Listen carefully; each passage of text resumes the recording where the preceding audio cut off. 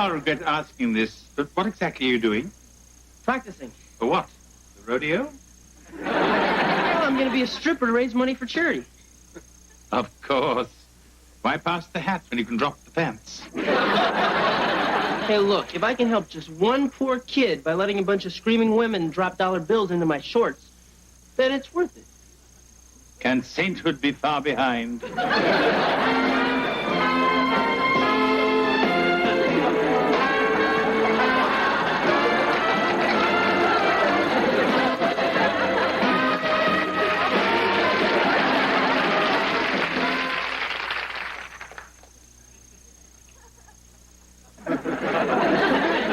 Or Salisbury steak, anyone?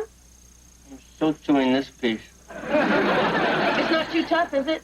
Not if you're Jaws. Go ahead. Make fun. I'm in court all day trying to nail a slumlord. Then I rush home because it's Mr. Belvedere's day off, and I want my children to have a nice hot meal. And this is the thanks I get. Come on, Mom. Finish it, man. Really. Right? Right. Yeah, right. Yeah. Besides, I wanted to go on a diet anyway. Excuse me.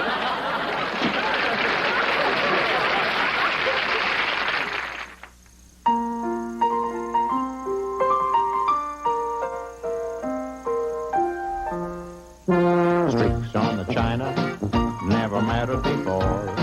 Who cares when you drop kicked your jacket as you came through the door?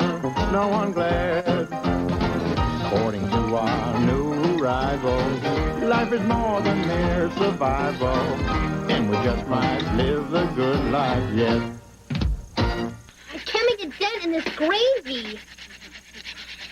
Here, try scraping it off with one of these Salisbury steak things. Hey, Mom's meat works better than Brillo pads.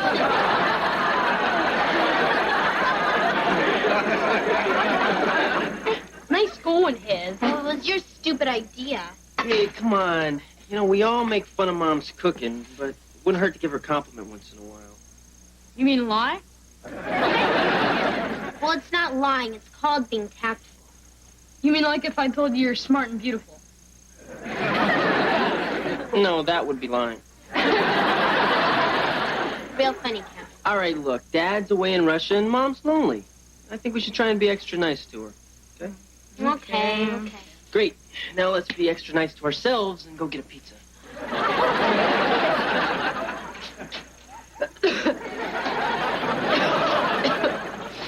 Good evening, Mrs. Owens. Hi, Mr. Belvedere. How was your day off?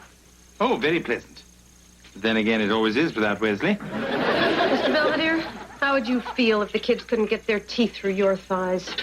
Relieved. Do you think I'm a bad cook? Well, bad is such a subjective term, Mrs. Owens. I mean, there's bad and there's awfully bad. And then again, there's wretched and horrid and simply abysmal. Does that answer your question? It's just the kids are always complaining about my food, and I'm getting tired of it. Me too. Want to kill them? No, but I am thinking of taking cooking lessons. Well, just be sure and find a good teacher. Preferably one with a sense of humor. Mr. Belvedere, it's so sweet of you to volunteer.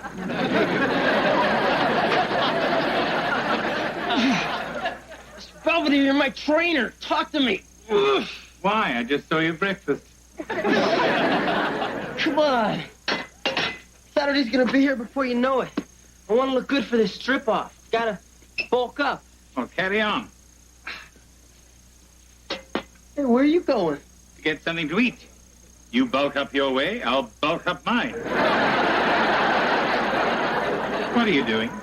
Looking for my frog. Hey, Kev, is that Mr. Bug Eyes on your shorts?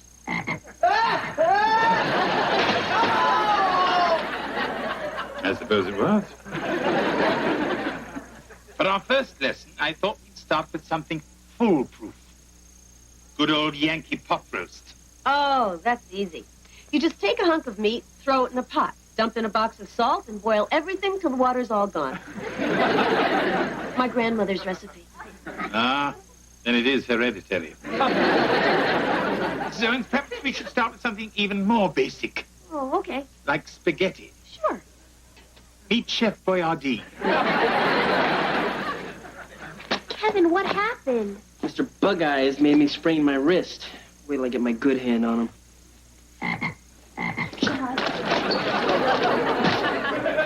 Relax, he's in my pocket. Sure. Hey, something smells pretty good. Yeah, it's great having Mr. Belvedere back in the kitchen. Nothing like a quiet stroll before dinner. Wait a minute. If you're out here, then who's in... Dinner in 5 minutes. Uh-oh. Don't worry. She's using my recipe. It's absolutely foolproof.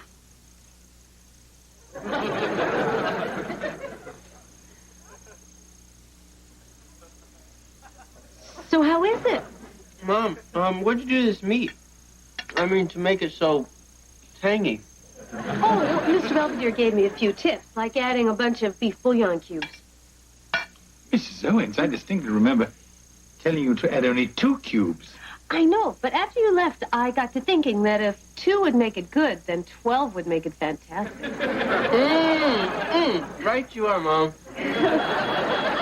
That sounds like the smoke alarm. Oh, good. The rolls must be ready.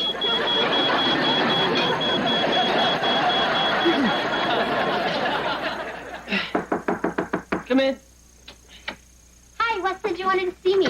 Oh, yeah. I want to get your advice. Trying to find a theme for my act of the strip-off. What's the perfect female fantasy? Well, I don't know. Mel Gibson serving ice cream that makes you thin? How about this?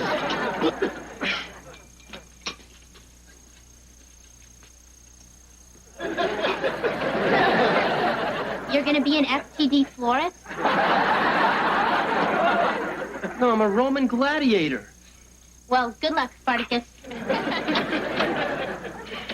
Spartacus didn't wear a shirt.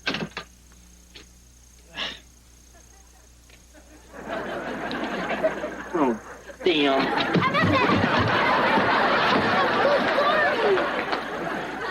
Mrs. Owens, I see you started without me. Yeah, but the way everyone raved about my dinner last night, I think I'm finally getting some confidence. Well, don't. Move ahead. Too quickly, I mean. Oh, we're having lasagna tonight. Oh. Ooh. Ooh. What did you put in this sauce? Oh, little of this, little of that. I like to be creative. Mm-hmm. Then you should join a ceramics class. Oh, you. Now, it says to add a pinch of oregano to the meatball mixture. Gosh, that hardly seems like enough. Wait! There's something we need. What? Spanish basil. Well, where do we get that? Spain. Well, maybe I can find some at the market. Splendid idea. All right. I'll be right back. Mm-hmm. You keep an eye on everything. Mm-hmm. That should buy me some time.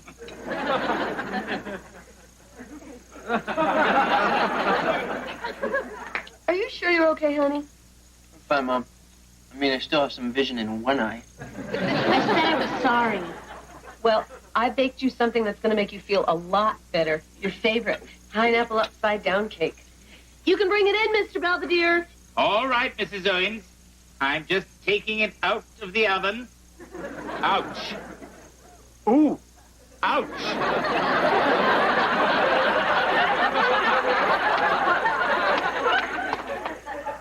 It's too good. She'll never believe it.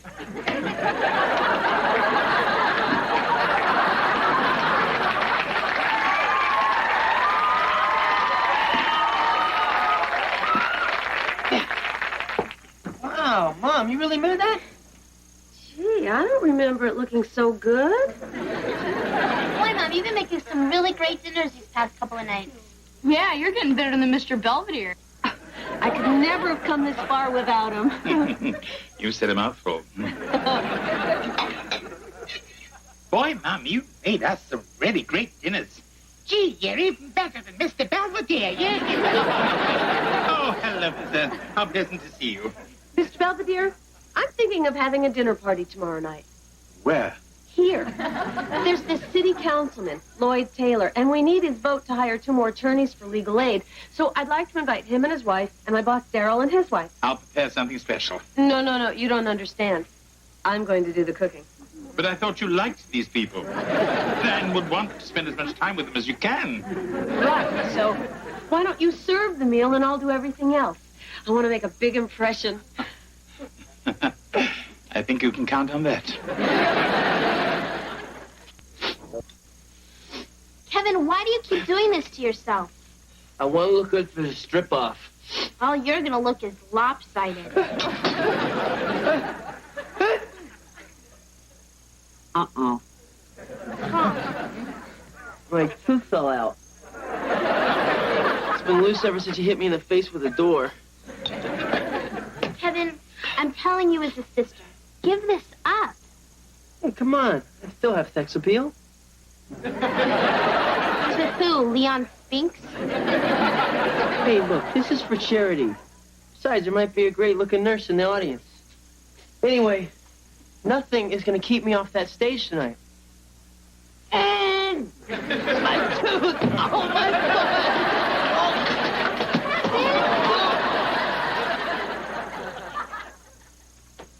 I see you. Mrs. Owens, I was just wondering if I might be of some assistance. Thanks all the same, but I want to make this dinner all by myself. It's important to my sense of self-worth. I wouldn't get in the way, and I can tell a few amusing anecdotes. Perhaps do some of my bird calls. Hey,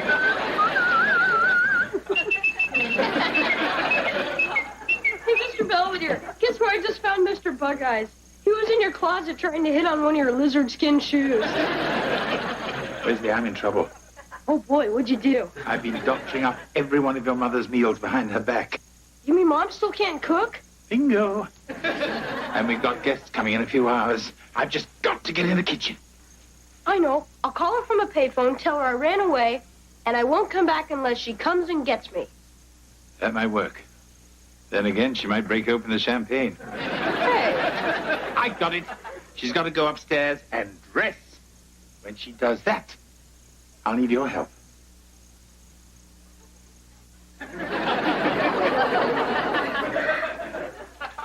Well, I guess I'll go get ready. oh, by the way, Mr. Belvedere said that since you're doing such a good job in the kitchen, he went to a double feature. Good. Then I can take a nice hot bath and not have to worry about him snooping around the kitchen. Yeah, he can be a real Budinsky.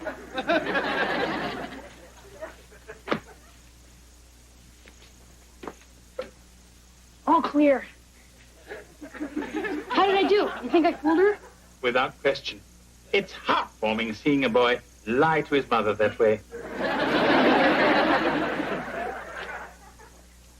Well, that's it. There's nothing more I can do. Let us hope not. I mean, I've done enough already. That's them. I'll get it. Good evening. Please come in. Good evening. My, what a lovely home. Isn't it lovely, Evelyn? Yes, dear, it's lovely. Oh, thank you, Councilman Taylor, Mrs. Taylor. This is our housekeeper, Mr. Belvedere. Housekeeper? How much are we paying you legal aid lawyers, huh? Haven't I seen you at Arnie's big and fat store? Yes, weren't you the one they were trying to pry out of the dressing room? Mr. Belvedere, this is my boss, Daryl Manning, and his wife, Paula. Hi, good evening. Please sit down. Ah, where's Mr. Owens? Oh, George won't be able to join us. He's on an exchange program to the Soviet Union. You mean after all this time, I won't get to meet George Owens in the flesh? Paula's a big fan of his. She never misses his sports reports. I like to tape them and watch them later when I'm alone. Salmon pate, anyone? Great, I am starving, and we'd better get to it before this guy does, huh? So the mayor says, but Councilman Taylor, it will never work. And I say, why? Because it makes sense. I never grow tired of that story. Fresh rolls, anyone? love some, yeah. Marcia, dear, you have got to give Evelyn the recipe. Oh, yes, the councilman loves rolls. I can see that. Councilman Taylor, about our request to expand our staff at Legal Aid.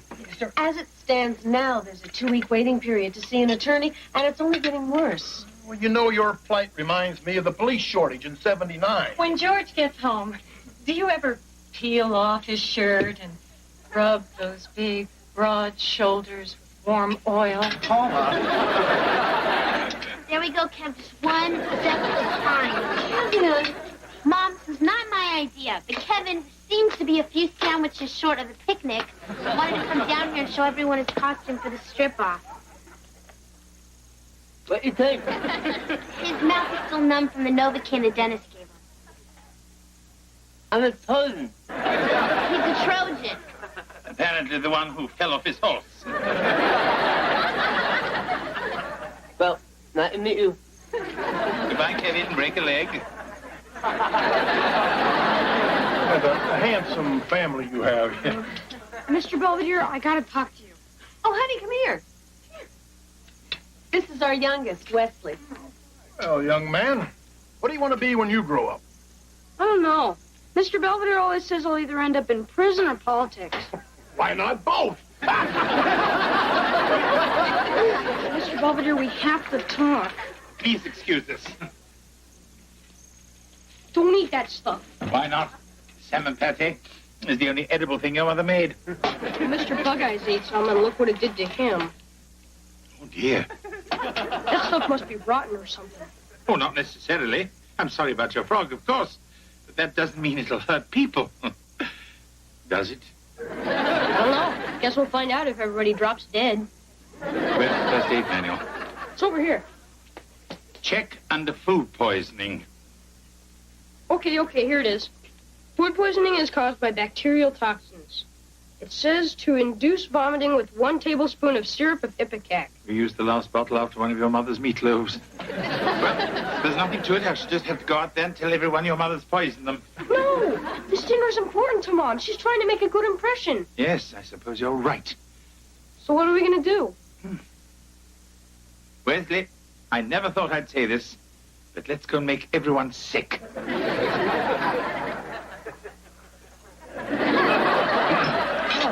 Everything was delicious, Marcia. Thank you.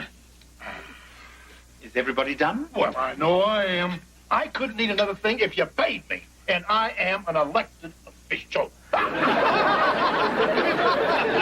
You know, Councilman, that reminds me of ancient Rome. The upper classes used to gorge on their food and then tickle their throats with a feather, thereby causing them to regurgitate their feast into a nearby trough. Yeah, I've got 2 feathers right here if anyone wants to try it. Please? Just kidding. Come on, Mr. Belvedere, I'll help you clear the table. Anyway, Councilman, as we were saying, about the caseload situation. Hey, Mr. Belvedere, look at this rice. Doesn't it kind of look like a big bowl of maggots? Perhaps, Wesley, but not quite as slimy or wiggly. Mr. Belvedere? I think I'm gonna be sick. Oh, cool. Just like Debbie Price. She had extra lunch special all over her desk. Oh, my God. Yeah, then the substitute teacher saw it and had to barf in a wastebasket. Oh, Wesley T. Owens, you go to your room. But, Mrs. Owens... And you can go with him. Mrs. Owens, the boy is only trying to help. It appears we may all be suffering from food poisoning. My frog ate some of that salmon spread you made, and, well, he croaked. I mean, literally. Oh, no. We consulted the first aid manual, and it says that we all must, well... I think we got the picture. I think we should all pay a visit to the nearest emergency room. I'm so sorry. But, you're all welcome back for pie.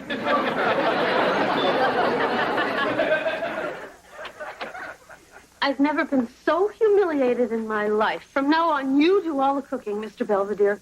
It wasn't a total loss, Mrs. Owens. The councilman did say he'd vote for more attorneys. Yeah, it's amazing what someone will agree to with a tube down their throat. Hey, everybody. Hi, How was the striptease? Everything come off without a hitch? I raised $150. That's wonderful, honey. Yeah, it was all from one lady. She's a bone specialist. Says she wants to study me. Hey, everybody, look. It's Mr. Bug Eyes. Guess he was just tired.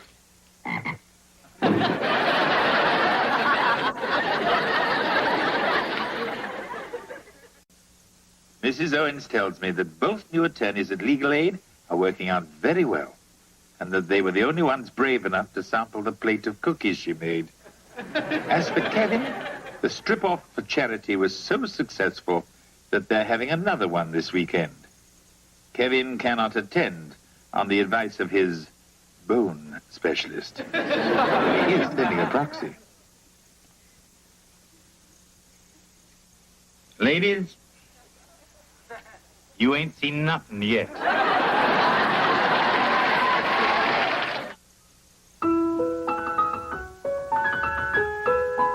Dennis Quaid is a battle-hardened space pilot and Earth's top gun.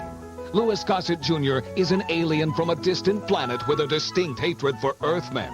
They're two sworn enemies stranded on a war-torn world. But to survive, they must learn to do the impossible. Work together in peace. Prepare for the futuristic thriller Enemy Mine. Tonight at 8. Now it's Three's Company. Next on Fox 11. KTTV, Los Angeles.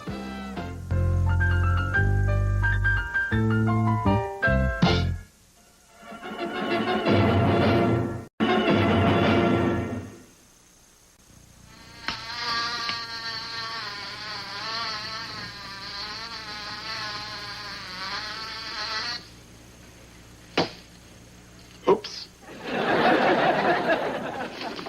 So you sure you're not mad at me? Look, I'm not mad at you, okay? Okay.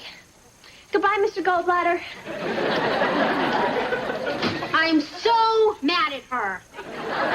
She stole the topic that I picked out from my sociology report. What was the topic? Is intelligence learned or inherited? In Angela's case, neither. I couldn't believe it. I went up to Mr. Boyer after class to okay that topic, and Angela just sort of stood there and batted her eyelashes and said, "Gee, that sounds really interesting." And you know what? He gave it to her. You know why? Because she's blonde. Blondes always get everything they want. That's rather a gross generality, don't you think? Oh, yeah? Well, then how do you explain that klutzy Paula Carmelli making the pep squad? Or Sophia Abramowitz passing driver's ed after backing her car into the lunchroom?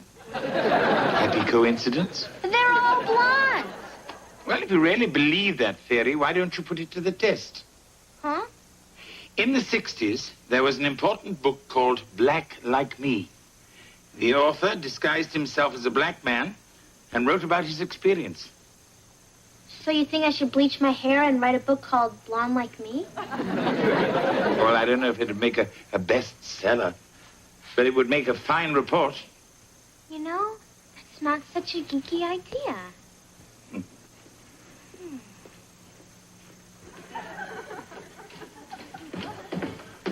Hey, Wes, what you doing? Making a list of chores. Mom and Dad want me to keep busy while they're gone for the weekend. Oh, yeah? So what'd you come up with? Well, I'm gonna clean up the closets. And run them out as makeout rooms. Aren't you forgetting something? I'll be here all weekend. We're leaving. Oh, have a wonderful time. We will. Just think. Tonight, George and I will be front row center as the curtain goes up on the new Odd Couple. I hear the two chimps they've got are just wonderful. Well, come on, Mark. Better hurry if we want to make the train. Train? I thought we were flying. Well, I figured we'd take the scenic route. Through New Jersey at night? They say that's the best time. Yeah. Look, let's just go to the airport. I'm sure we can catch a flight. Forget it. I'm not going. George, what's wrong? You want to know what's wrong? I'll tell you what's wrong. I'm afraid to fly. There, you happy?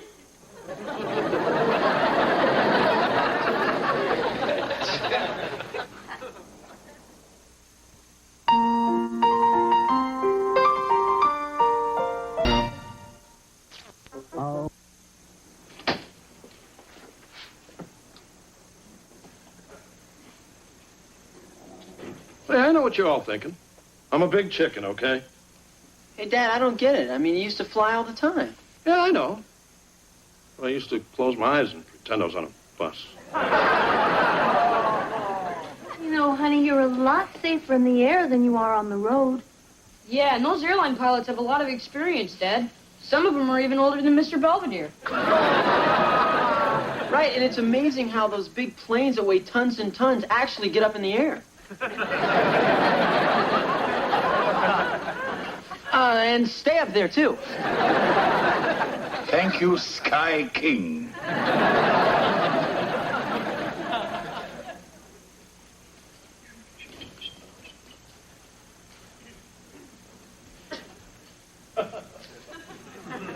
Well, hi there.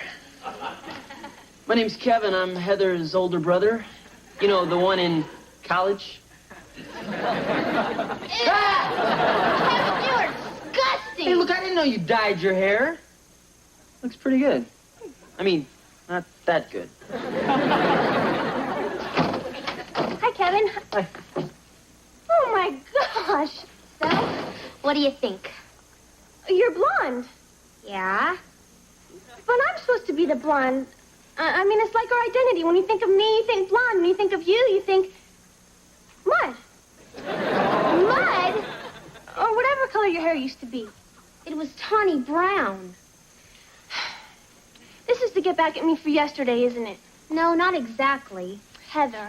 Well, since you did sort of steal my topic, I had to come up with something else. So I figured I'd test this theory that being blonde has certain advantages. Look, it's only temporary, just until I turn in my report. Well, okay, as long as it's just for school. Okay. Still, you look like a bimbo. Thanks. Coffee, tea, or me? Hey, Belvedere. Working on your tan? Nah, just looking at all those silver birds. Knowing I'm never going to be on one. George, what really scares you about flying? The takeoff, the landing? Yeah, and everything in between. You know, what you have is a phobia. And every phobia can be conquered. Oh, yeah? How? I was hoping you'd ask me that.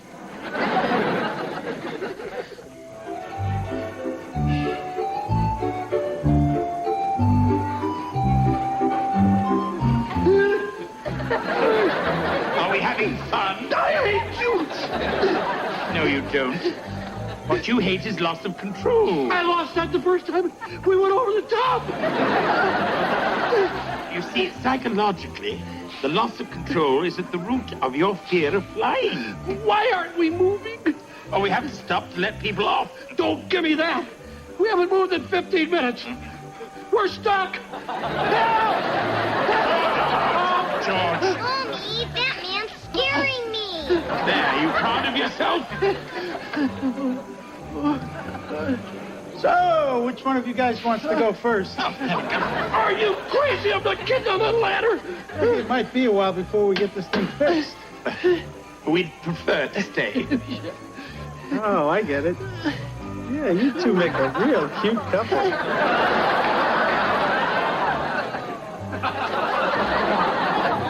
Do something, Belvedere. We're trapped. Mommy, he's scaring me again. Hey, shut up, kid. Bless you. Hi. Heather? Look, I know you hate it, but I only did it for this project for school, and as soon as I finish, I'm going to change it back, so don't flip out, okay? Actually, it's kind of nice. It is? Yeah. Now when people see us together, they'll think I'm a natural. Hi, Heather. Hi. So, how's the great experiment going? It's pretty amazing. I got whistled at in study hall. I didn't have to open a door for myself all day, and the cafeteria man gave me 3 extra fish sticks. Ah. And the real mind blower is Tim Rogers actually said hello to me. Oh, yeah? Well, he bumped into me on the stairwell. I bet any day he's going to ask me out. Hello? Oh, hi, Tim. Tim Rogers? Oh, he must have called me at my house, and my mom told me I was over here. Tomorrow night? No, I don't have a date. Yeah, I'd love to. Great. I'll see you then. Okay, bye. I can't believe it. Neither can I. Well, I Angela, it's not like he's your boyfriend or anything. No, I don't have a boyfriend or any other kind of a friend.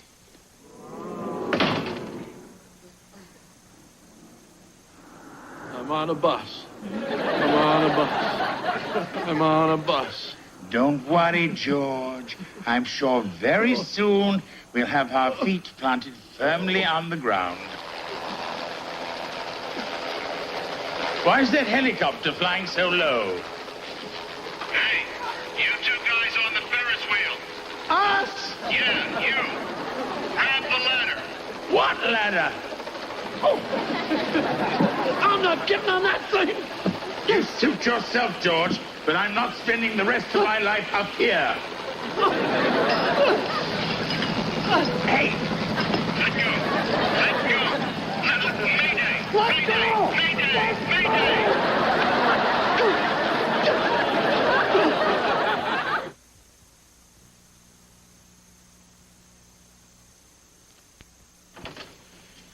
Are you sure you don't want to bite? Get away from me. Where have you two been? Belvedere got some bright idea that he could cure my fear of flying. So he got me up on a stupid Ferris wheel. It broke, and we were stuck up there all night. Well, how did you get down? They moved over this big slide and made us go down in burlap sacks. I was only trying to help. Some help! I'll never fly again. And on top of that, I got a burlap burn.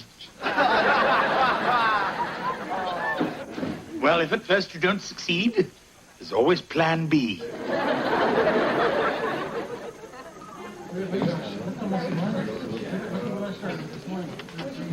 Hi, I'm home. Hello, George.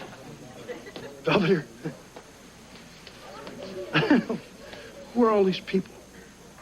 Oh, these are the new members of your fear of flying class. I don't belong to a fear of flying class. You do now. It's Dr. Peterson, your instructor. Hello there, George. I want to thank you for volunteering to host our first class. Don't mention it. Oh, smoking is restricted to the last 2 rows. All right, let's get started. Everybody take a seat. Now, are there any comments or questions before we begin? Yes. What do we do if we hear a strange noise? You know, like a wing falling off? That happened to me once. I was coming back from a nudist convention in Detroit. Just a moment. If this is going to be a scary story, I need to sit next to a strong, well-muscled man. So, as I was saying, I was rehearsing my fan dance. What was the noise? What was the noise? A beef brisket falling off a tray up in first class. What kind of cockamamie story is that? Well, excuse me. And I hate your wallpaper. Hey, I'm still scared. People, settle down now, settle down. I know what you're going through. I have been there myself. Huh. You were afraid to fly? Not only was I afraid to fly, I was afraid of flies. And dogs. And umbrellas. And any yellow fruit. So how'd you beat it? Through a process we call desensitization. We talk about the experience that frightened you and then expose you to it bit by bit. Eventually, nothing phases you. In fact, today I am totally fearless. Here, stick this pen through my arm.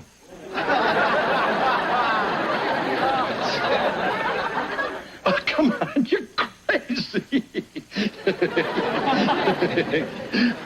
Don't you ever call me that again.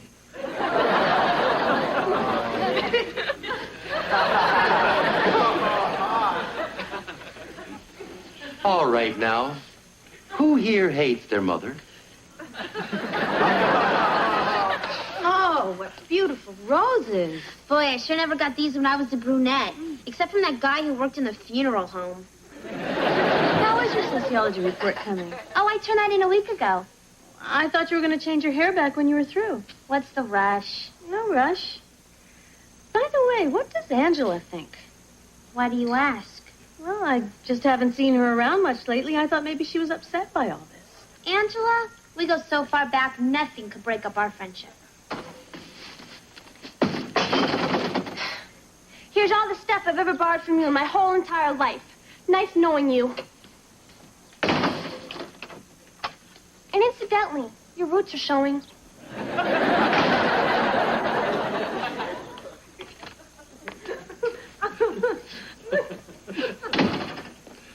Where have you two been? Oh, Marsh helped me with one of my assignments for the Fear of Flying class. We parked at the end of the runway and watched the planes take off. Did you see any? All I know is the roar of the engines really made the earth move. Well, you've missed dinner. And I'd prepared all George's favorites in honor of his graduation flight tomorrow.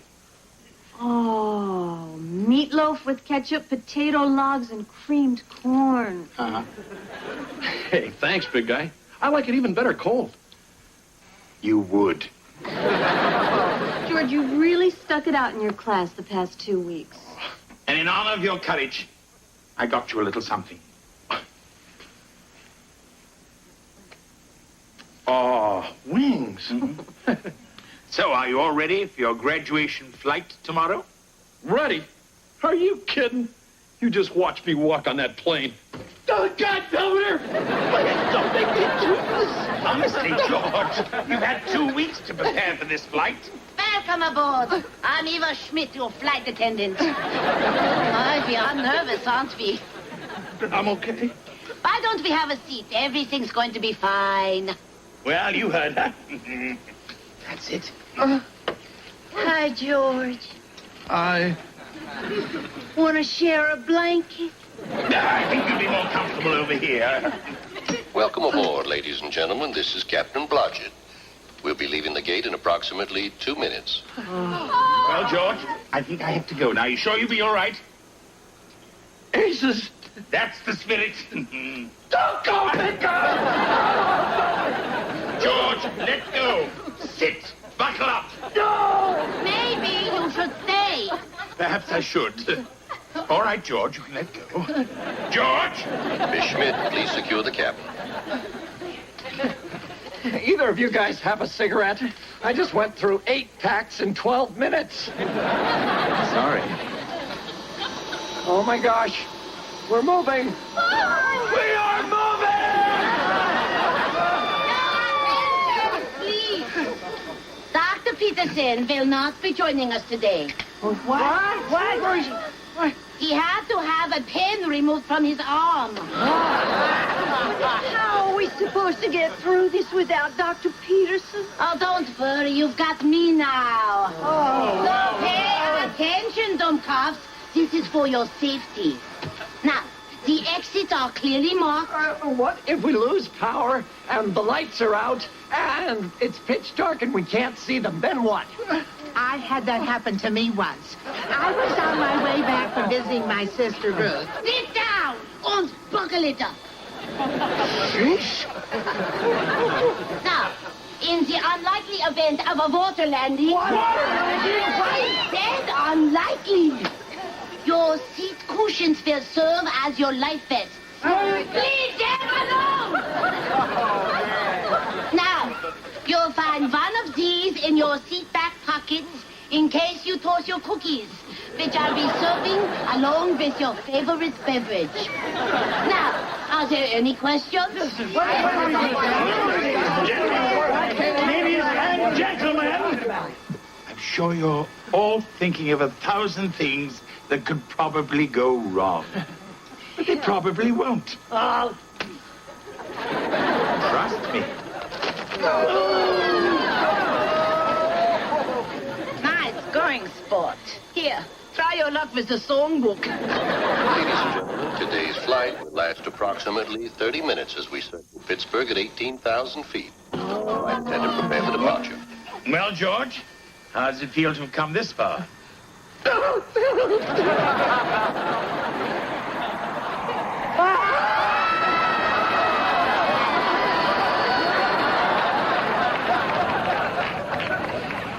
Funiculi, funicula, funiculi, funicula. Diablo, diablo.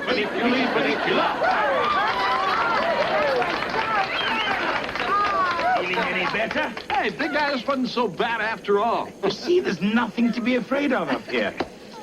George, you have a lovely voice. Well, almost nothing. You know, strangers in the night. All the flights for the landing gear to get stuck. We'll try and crank them down manually. But... Oh, hi there. Having a nice flight? That depends. Crank what down manually? The windows? Yeah, that's it. I think I'll go serve some drinks. On the house. Oh, it's really no big deal. It's just the wheels won't come down. What? Oh, don't worry. Wheels do this kind of thing every now and then. What happens if the wheels don't come down before we land? Oh, I've already alerted the airport. They'll foam the runway and we'll bring her in on a belly. On her belly? Yeah, like a giant slip and slide. Having someone like you aboard at a time like this. You seem to have a way with these people. Uh-oh.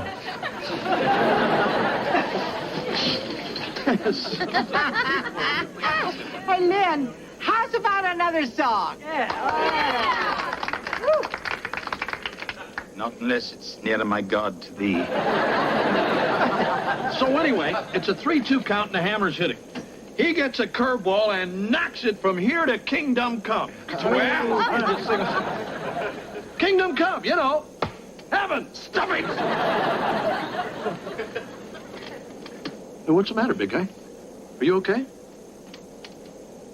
I'm fine. George, have I ever told you I consider you one of my best friends? What?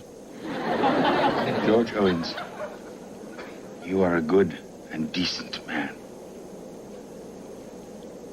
You ain't been nipping at those little bottles, have you? Ladies and gentlemen, this is Captain Blodgett. Please return to your seats and buckle up in preparation for landing.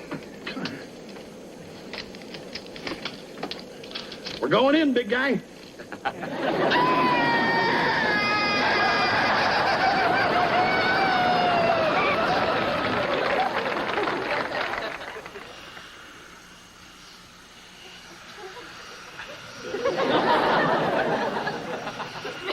I saw a mouse. Morning. My goodness, what happened to Blondie? Just wasn't me. After a while, I figured, what's the point? I am what I am, and that's all that I am. Mm-hmm. You and Popeye. Actually, the real you is very nice indeed. Thanks. I sure hope Angela still thinks so. I'm going over there now to tell her that friendship is more important than hair color. Oh, my gosh!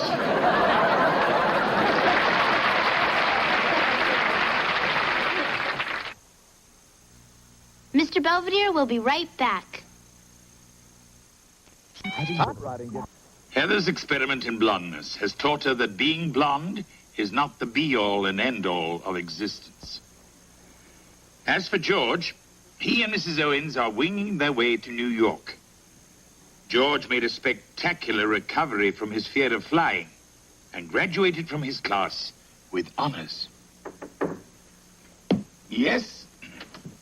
Come on, Chicken Little. The class is waiting. I only hope I can do as well.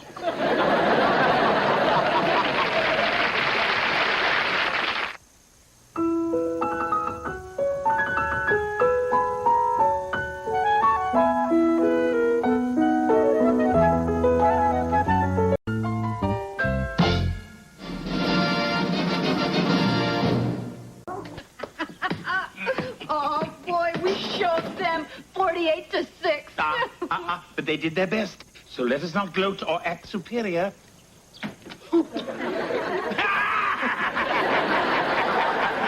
Well, where'd you land the slam dunk like that? Well, Well, the stilts taught me the slam part. And he learned to dunk at Donut World. Hi, everybody. Hi, honey. So you ready to go? Yep, let's go. Where are you guys off to? Garage sales. I'm helping Kevin find some stuff for his apartment. Hey, Kev, there's a lot of junk up in the attic. Help yourself. Oh, thanks. You know, I might take that horse with a clock in his stomach. Oh, that was a wedding gift. Well, let me know if there's anything else you guys want to get rid of. How about Wesley? Hey, is that old Spot?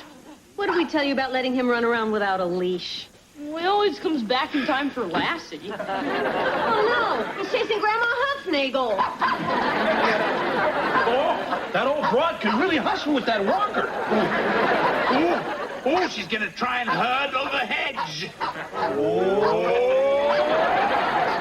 What a job! Pity she swallowed her cigar. Wesley! What's the matter? Has your dog been on this counter? No. Then why are there paw prints on my carrot cake? Come on, Spot. I think it's time for a walk. Aren't you forgetting something? Okay.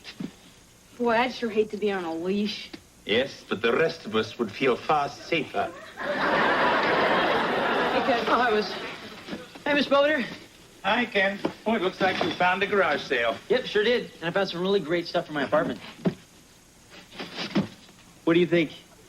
Oh, yes. Yes, indeed. What is it? Beats me, but it only costs a quarter. Oh, then you've got some change coming. Boy, this thing is heavy. What you got there? It's a chair. Heather bought it. Well, at least she bought something that has a name. Come on, I have to take it upstairs. Oh, just a minute, just a minute. If I'm not mistaken, this looks like a Chippendale chair. Why, yes, I'd say 18th century. Wow, Yeah. just think how many tushies have sat in it. I don't think you quite grasp my point. This is a genuine antique. Really? Oh, yes. Properly restored, it might be worth a great deal of money. Really? Yes. I'd say several $1,000s. Really? Stop that. And I only paid $5 for it, and you thought it was a piece of junk. I'm rich. I'm gonna buy a car, and a condo, and an Epilady. Hey, wait a minute. I loaned you that $5. Means the chair's mine. Well, it was my idea to go to the garage sale in the first place. Oh, and now, children, why don't you restore it together and share the profits? What? I don't know. Or each take half.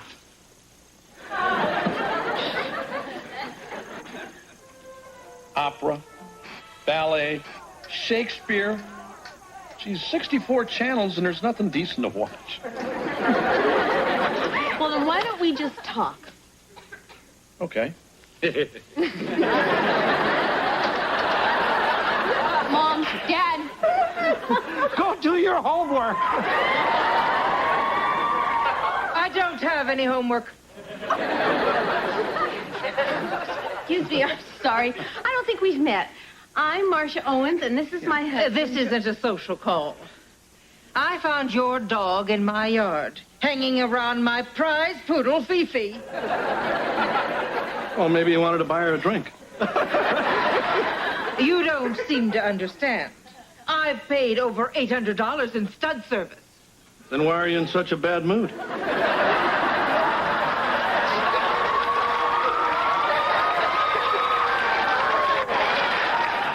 I'm warning you.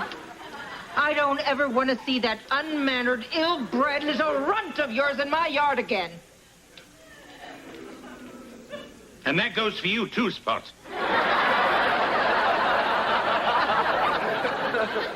You are about to be put in the hands of a true professional.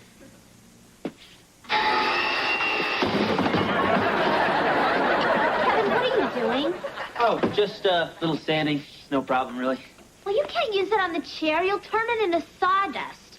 Look, I went to the bookstore and I got these. The Art of Woodworking, Restoring Antique Furniture, Loins of Fire.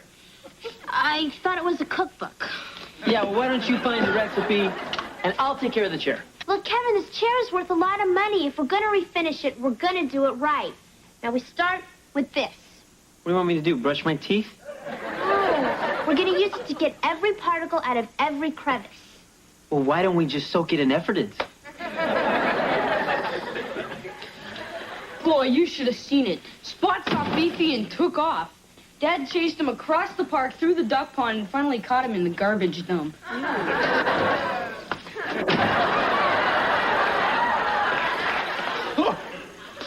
My George, you look dog-tired. I'm sorry, Dad. Spot's not in control. He's in love with Fifi.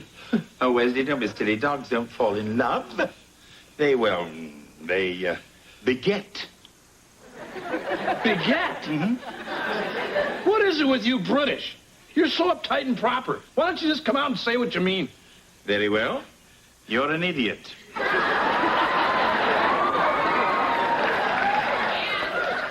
You know, we really should get him fixed. Good idea.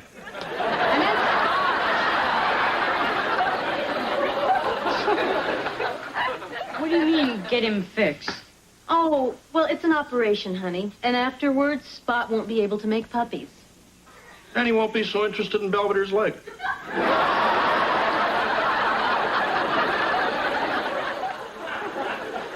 Okay, I guess this is for your own good. Come on, boy. Well, I can still call you that. This had better be good. I was in the middle of a meatball hoagie. Oh, trust me, you'll love this. Well, here it is. Why, it's magnificent. Well, it should be. We worked on it for 3 months. Now let's sell the sucker. Oh, do we really have to? What do you mean? Well, it's just I've grown so attached to her. The arch of her back, the curve of her legs, the roundness of her seat. You've been reading Loins of Fire. Look, I don't want to sell Penelope. You named the chair Penelope? Hey, Belvedere! Hurry up with my pants! Here they are, freshly ironed. Would you like to get that? Just a moment. Okay. Why, Mrs. Dodd, do come in. Sorry to keep you waiting. I didn't have my pants on. Must run in the family. These squirming, ugly little trolls belong to you. What? Oh, I warned you this would happen if you didn't keep that mutt of yours out of my yard. Our Spot and your Fifi? No, I'm afraid that's impossible. What do you want, a videotape? There's that four-legged Casanova. Mrs. Dodd, Spot was neutered right before Fifi went into heat. Yeah. Wes here took him to the vet, right, champ? Yeah, I took Spot to the vet. You see, if my son said he took the dog, then he took him. Mom. I mean, Wesley may be many things. Mom. But I will not have you marching in here only to suggest that my son is deceitful, duplicitous, or dishonest. It's simply not in his nature. Mom, Spot never got fixed. What? I took him to the vet's office, but I didn't leave him there. He never had the operation. Now, that's the Wesley I know.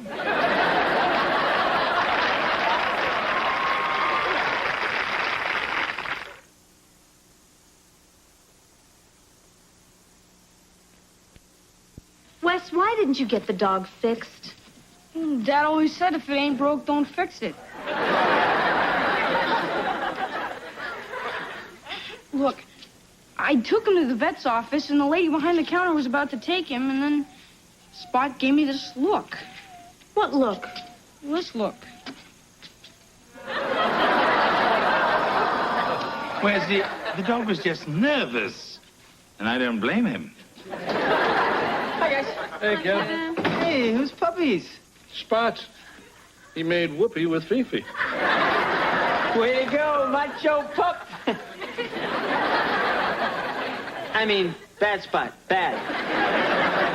Look, from now on, I'll keep him on his leash, and I won't let him go near any girl dogs, I promise. Oh, guess again, mister. This dog's going to the vet's right now. But, Mom... Believe me, it's for the best. Well, what if it's against his religion? Hey, come on, pal. No dog's got a religion. What about Saint Bernard's?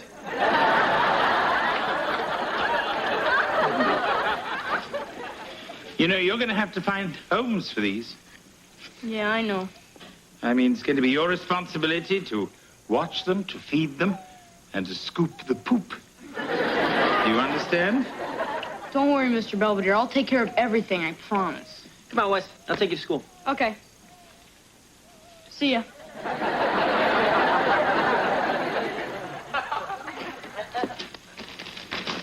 I distinctly told you to stay in your box. Hmm? Are you trying to vex Mr. Belvedere? Hmm? Hey, Belvedere, look who I found eating your ding-dongs. He had that cream filling all over his face, just like you get. Today has been a slice of heaven. Look out! That was pretty close. You almost made a puppy pancake. Thank you, George. I'm still relieved. Think how he feels. Hey, Dad. Hey, Mr. Belvedere. Hey, you found homes for any of these dogs yet? Well, I asked around at school, but everybody I know already has a pet. Except Miss Ryan, who said if she wanted a hairy beast in bed, she'd get married again. Well, you better get with it, pal. I will. I guess these guys were a lot of trouble today, huh? Yes, but I decided to look on the bright side, keep a positive attitude, and one day, get even.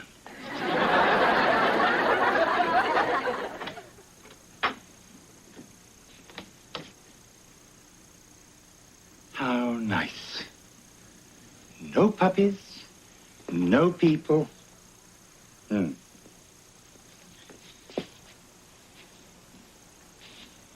Ah.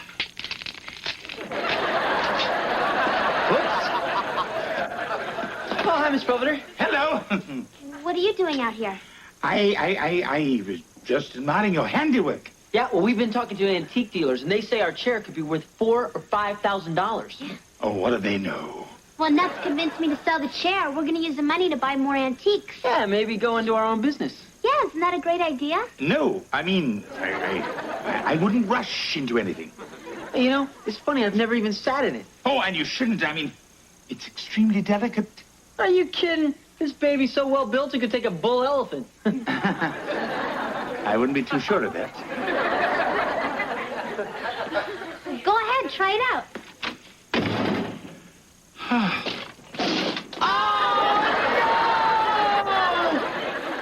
So there's 2 outs. It's the bottom of the 5th, and Manny Sanguian steps to the plate.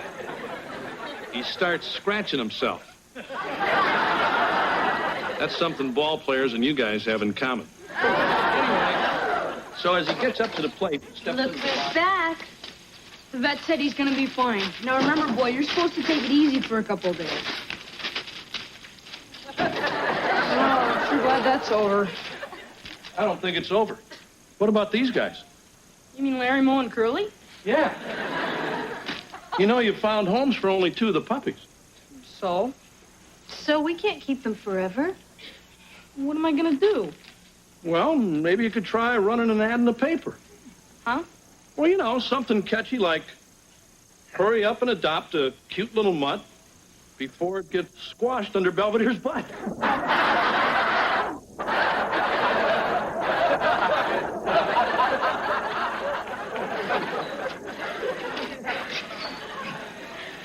I think I can top that. Excuse me. Hello. We've come about the ad for the puppies. Are you Wesley? Bite your tongue. Hi, Mr. Belvedere. Your ad has had quite a response. What did you say? Oh, nothing special? So when's the drawing for the cruise? What cruise? Well, it says, adopt a puppy, and you could be the lucky winner of a free cruise to the Bahamas aboard the SS Belvedere. Is that a big ship? sorry. There is no cruise. It was just a ploy to get you here. But I've already bought my bikini. What about the free prizes? Yeah, the color TV, the satellite dish, my very own butler for a week. Wesley. Well, okay. So there's no cruise and no prizes. But look at these puppies. Wouldn't you like to have one? Oh, come on. They're real cute, and they'll make really great pets. I'm so sorry about your bikini.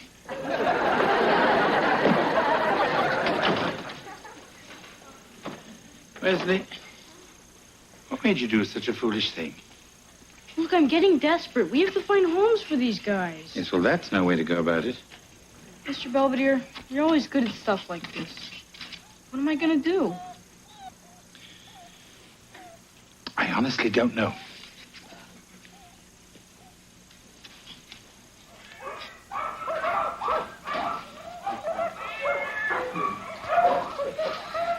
Well, I guess this is the animal shelter. That's right. You find some strays? Not exactly. See, my dog Spot met this other dog named Fifi, and they sort of got together. And they weren't into family planning. Right. Anyway, this is Larry, Moe, and Curly. I think you mean Larry, Moe, and Shirley. Oh. Well, I only found homes for 2 of them, and I figured maybe you could help with the rest. Well, we'll keep them as long as we can. And then what? Here. You fill this out. Everything's explained on the reverse side. And I'll make sure they get in a front cage so everyone will see them.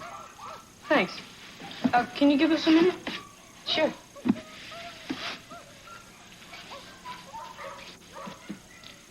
Look, I know being at the animal shelter isn't that great, but it's gonna work out, I promise. Now, whenever someone comes to look for a pet, do your puppy thing, jump around, chase your tails, trip over each other. Oh, and one of you should pretend to be asleep in the food bowl. That always gets them. All set? Yeah, I guess so. See you around.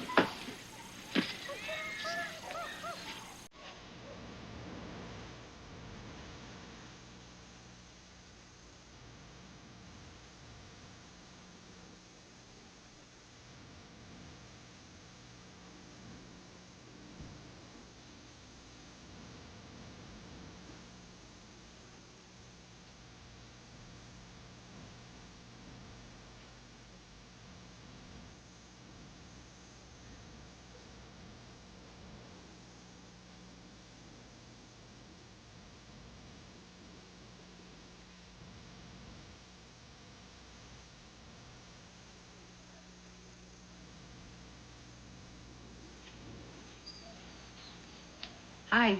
How'd you like to adopt the... Oh, it's you. Yeah, great so. I was thinking, and if we moved them, down here, then maybe people would see them when they came. We don't have any more time. What do you mean? I mean, I have other dogs that need this cage. Well, they're not real big. They could share it. Now, look, I kept them as long as I could. Hey, what are you doing? Wesley, I think you should go home. What are you going to take them out of there Wesley, for? please. What are you going to do? Just drag them off somewhere and kill them? Oh, hello. Did I come at a bad time? Mr. Belvedere, what are you doing here? I found some clown who might adopt your puppies. Huh? Quickly, Lynn, quickly. I have a show in 30 minutes. This is Mr. Sigmund. You really are a clown. Right, kid. Mr. Sigmund uses dogs in his act, and he's looking for some puppies that he can train to take over for the older dogs. Are these the puppies that you were telling me about? That's right. You're real neat, Mr. Sigmund. Well, I don't know. They look kind of runty to me. Actually, they come from a very good bloodline, which is more than I can say for the people in the family. Oh, Spot. Here, boy. Spot! Wesley, why don't you have Spot show Mr. Sigmund some of his tricks? Spot, I know you just got out of the hospital, but Larry, Moe, and Shirley are counting on you. Mr. Sigmund sees how smart and clever you are. He may adopt your kids.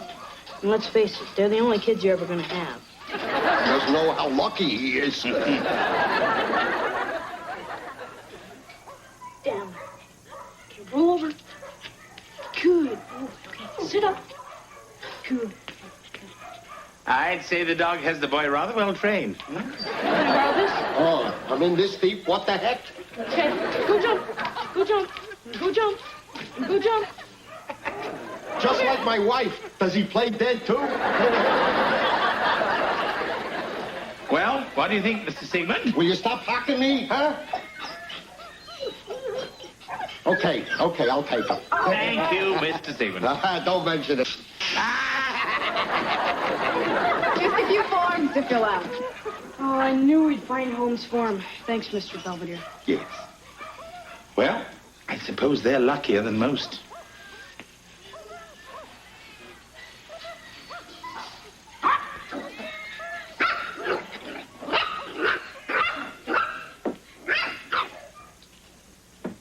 How's the reconstruction coming along? Oh, not so good. It is one of a kind, isn't it? You know something? Life stinks. Oh, please don't start that again. Oh, why shouldn't I? Penelope is broken. Why'd you have to go sit on her? Because she's a chair. Penelope is a chair. Oh, she was a chair. Now she's a freak of nature. Takes one to know one. Hey, don't call me names. This is all your fault. Actually, it was mine. Huh? I sat on Penelope before Kevin did, and she cracked. Here. I think this should cover the costs. I've made it out to both of you. Mr. Belvedere, we can accept this. I insist. It was an accident. No, it's the least I could do. What? $5? Well, that's what you paid for it. Don't spend it all in one place.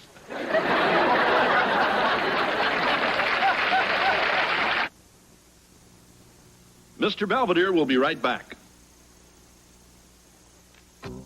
After coming face to face with the sad plight of unwanted pets, Wesley has begun to urge all of his friends to have their dogs and cats spayed or neutered. Spot is living proof that it makes for a happy and healthy pet. Wesley, get down here. Spot buried Grandma Hufnagel's teeth. It's nice to see he hasn't lost any of his old charm.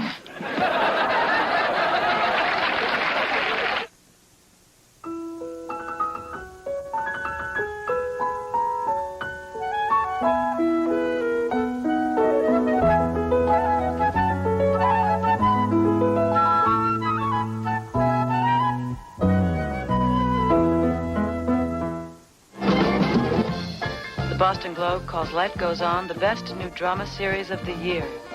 Don't miss it tomorrow. Tuesday, Tony turns teacher on Who's the Boss, and Kevin panics when a gorgeous knockout and his first case of acne arrive at the same time. On the Wonder Years. Now stay tuned for Living Dolls.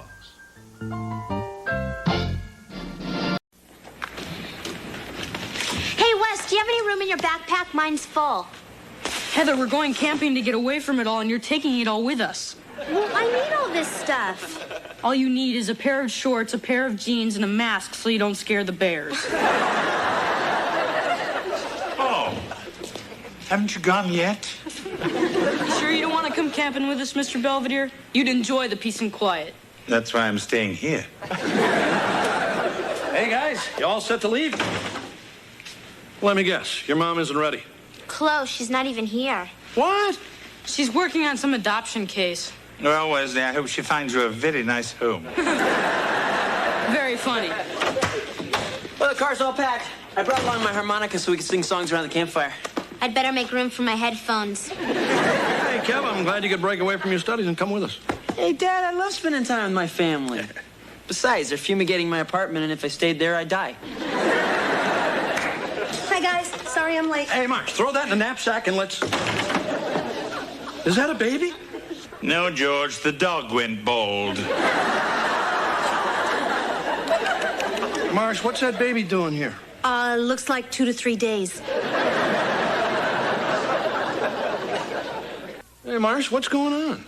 Well, the Tiemans who were supposed to adopt this baby found out this afternoon that she's pregnant. And by the time they let me know that they didn't want to go through with the adoption, I already had temporary legal custody. How temporary. Look, it's 7 o'clock on Friday night. The adoption agency is closed, so it looks like we've got a house guest for the weekend. Isn't he adorable? Hey, let's name him. He already has a name. Everybody, this is Nelson. Nice to meet you, Nelson. You look the outdoors type to me. So, step lively, everyone. You have a camping trip to go on. Come on, Belvedere. We can't drive a baby like this all the way to the Allegheny National Forest. Why not? You drove me to the brink of insanity.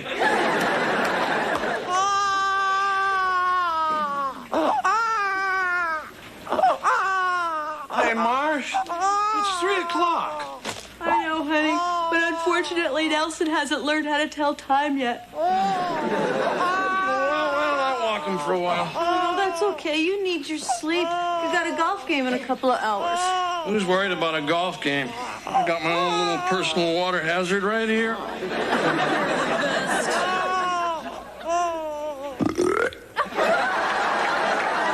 You must have had gas. That was me, Marsh. So, Nelson, did I ever tell you about the time Manny Sanguin was catching Kent Tekulve? Why doesn't anyone ever want to hear that story?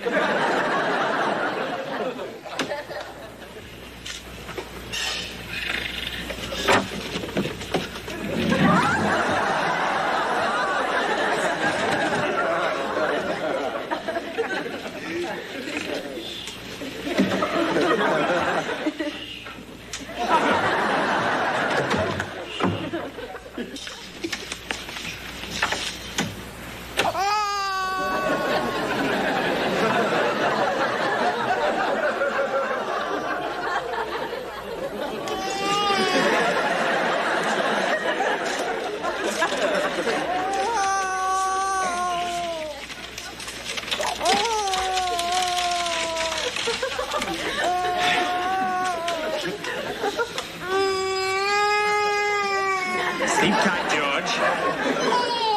The same to you. Oh, I will. I'm going to a motel.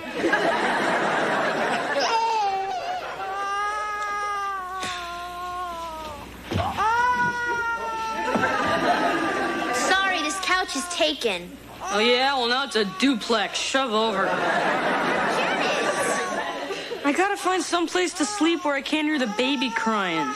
Try California. All right. Night, sis. Good night. Hey, Wes! Thanks. Get up. I had the couch first. Sorry, possession is 9/10 of the law. Yeah, well, if you don't get up, I'm gonna bust 9/10 of your head. I'll still be smarter than you. Hey, pipe down! We finally got the baby back to sleep. Jeez! Guess it's safe to go upstairs. Yeah.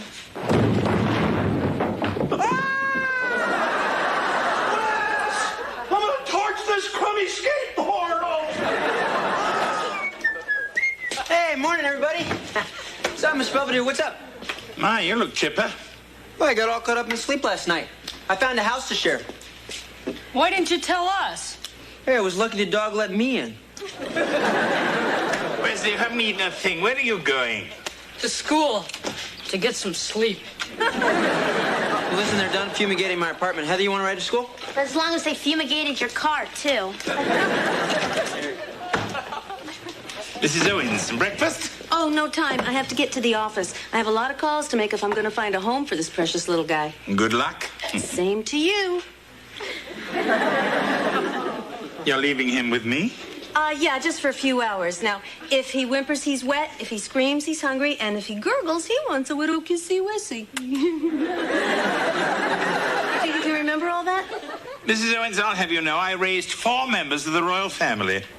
I'm sure I can manage a little commoner like this for a few hours.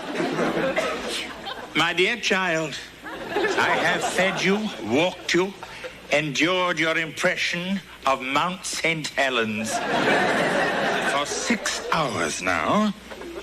I have even given you a kissy-wissy. What can I possibly do to make you go to sleep? Hi, Mr. Belvedere. Oh, is he a little wet? How can you tell? Ah, there, that's better. Did you miss me? I don't know about him, but I did. Did you have any luck finding him a home? Actually, I did find a couple that wants him. I'll break out the champagne. Silly man. Babies don't drink champagne, do they? They make their own bubbles. Marsh, what are you doing? It's after midnight. Oh, well, I had a few things on my mind, and the baby was a little fussy. Yeah, he looks fine to me. Well, he was having trouble sleeping. Well, if you're jiggling me like that, I would too. I guess I'm just worried about his future. Hey, you'll find him a good home.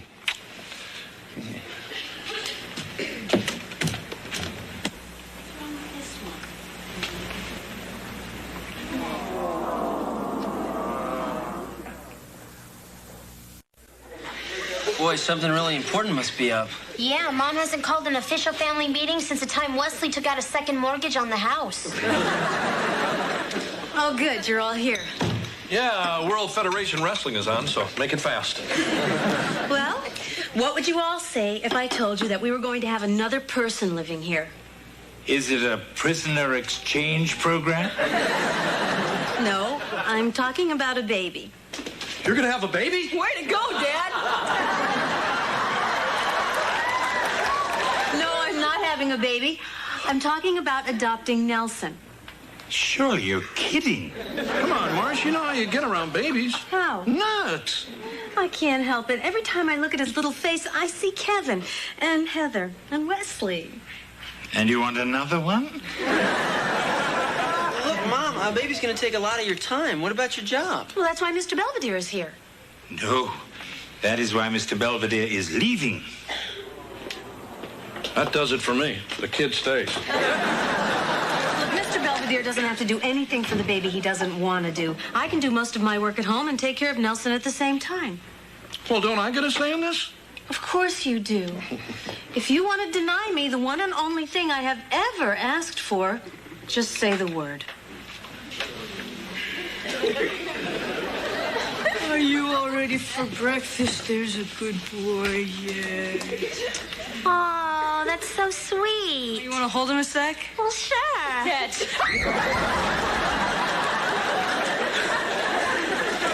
You didn't fool me for a second.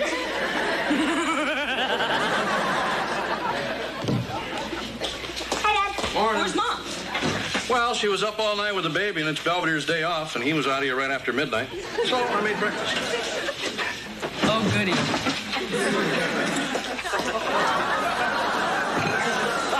There you go. Homemade oatmeal, nice and hot. Dad, how much oatmeal did you make? A box. Go ahead, dig in.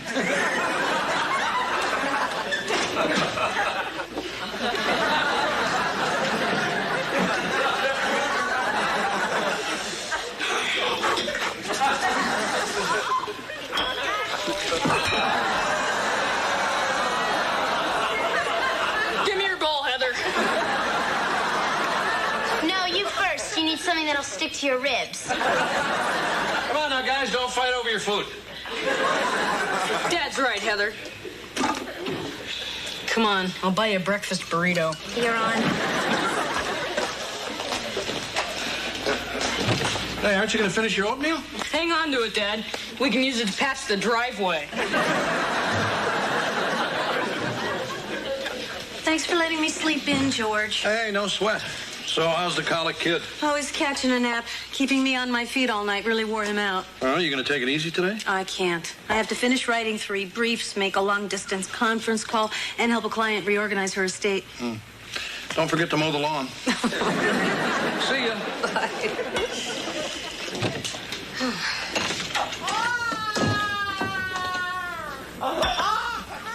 Well, it's nap time. I sure wish I could join you.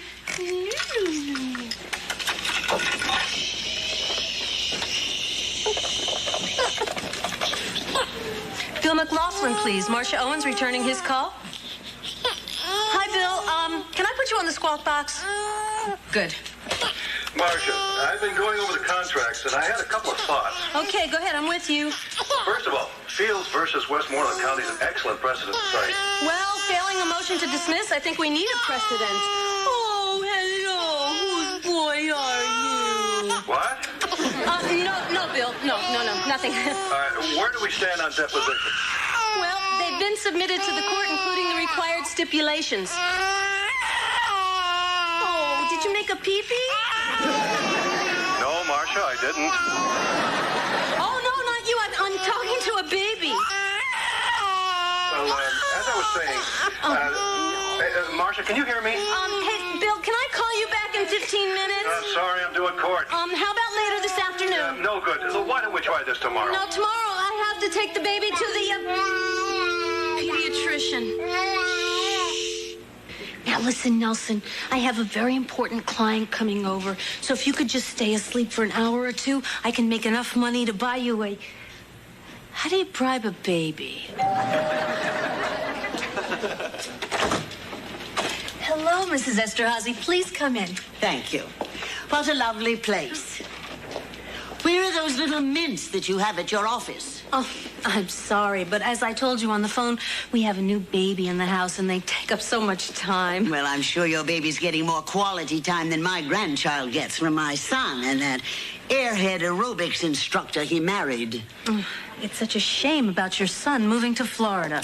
That trampy little blonde can talk him into anything. But taking my only grandson, Binky, to Orlando, that really rips it. Oh, I'm so sorry. Now tell me, exactly how old is little Binky? 27.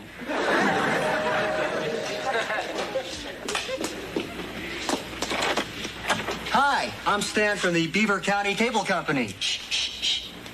Oh, I'm sorry. I didn't know you had a hangover. Hangover? I have a sleeping baby. And a paying client. Can we get on with this? Oh, certainly, Mrs. Esterhazy. I'll be right with you. I didn't place an order for cable. Well, I got the purchase order right here. It's signed by Wesley T. Owens. What? Marcia, there are any number of competent attorneys that could change my will. And I'd get mints. I'm coming, Mrs. Esterhazy. As you can see, this is not a good time. It's $25 for the house call. If you want me to come back, it's another $25. It's up to you. All right, look, do what you have to do, but just do it quietly. Okay, thank you.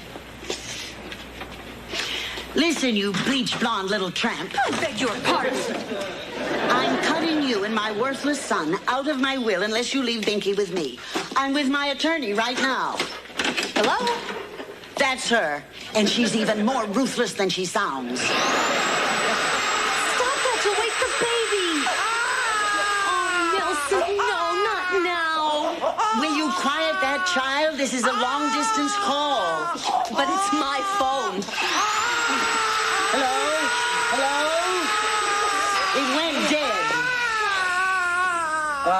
Looks like I cut the phone line. But I need my phone. I work out of the house.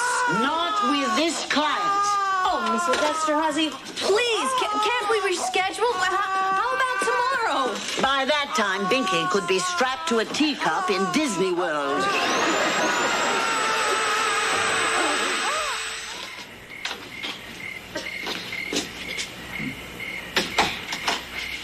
Pleasant evening. Hi, Mr. Belvedere. How's your day off? Oh, very nice. I went to the museum, I saw the ballet, and I ate a fine meal I didn't have to cook. How was yours? Let's just say I had my hands full. Remind you of the old days? No, not really. Mr. Belvedere, I love that baby. Everything should be perfect. So why is everything so out of control? Don't let it get you down. In a mere 18 years, he'll be in college. You're not helping. Mrs. Owens, you made a warm and loving home for your family. You got your law degree when many other women would be out playing tennis. At the same time, you raised 3 fine children. Well, 2 anyway. Mr. Belvedere, do you think I'm doing the right thing trying to adopt Nelson? I couldn't say. But the right decisions are always the hardest.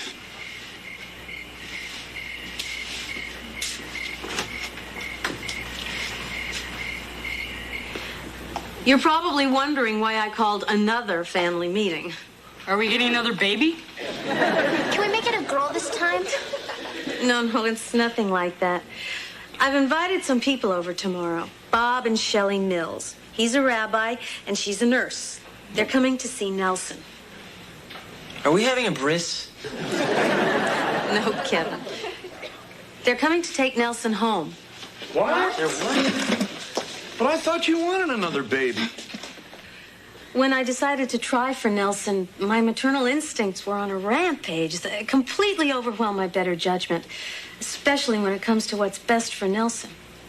Well, are you sure, Mom? I mean, maybe we just need to help you more. Yeah, I could come home from school sooner. Yeah, I could take some weekend shifts. And I'm planning on doing a lot more cooking. Very sweet, but these things are not the issue. The issue is finding the right family for Nelson. Well, what's wrong with us? Nothing. But we're a complete family. The Mills have wanted children for years, and Nelson will be the answer to their prayers. Do you think Nelson's starting to look just a little bit like me? Yeah, especially when he sucks his thumb like that. Come in. Listen, I just wanted to say goodbye to Nelson. And I wanted to give him this. Your old baseball mitt? Yeah, well, I was going to give it to Wes, but figured he'd only pawn it. Come in. Just in case I don't see Nelson in the morning, I wanted to say goodbye and give him this. Your blow dryer? In case he grows up to be an anchorman. Hey, what's going on? We're kind of saying goodbye to Nelson. Oh, yeah, I'm really gonna miss the little dude. Of course, I never had to change him. Good night, all. Hey, big guy. Aren't you going to say goodbye to the little guy? He doesn't react well to me. Besides, I hate goodbyes. Good night.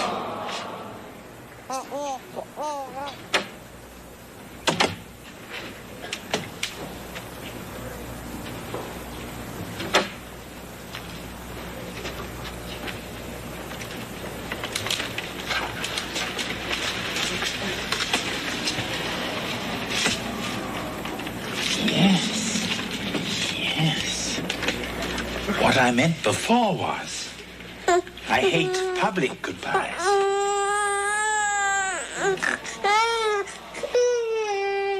There. Nelson's departure has left us all a little sad. Mrs. Owens was particularly hard hit, especially after Heather tried to comfort her by promising she'd have grandchildren in a few short years. In all candor, even I was bitten by the baby bug, to an extent that I was reluctant to admit. Ah, well, one must take comfort where one can find it.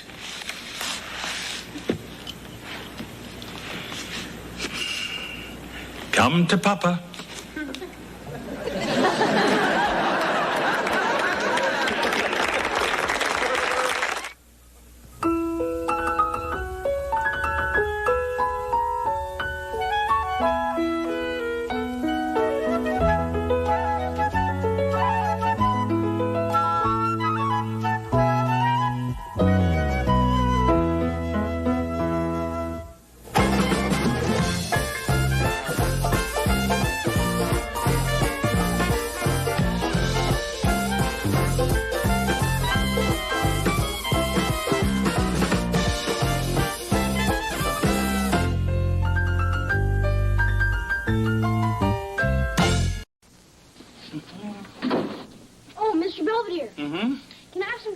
For breakfast? You could, but I ate them all last night. Oh, that's okay. I just wanted the free whistle. There was the whistle. Just go take a shower.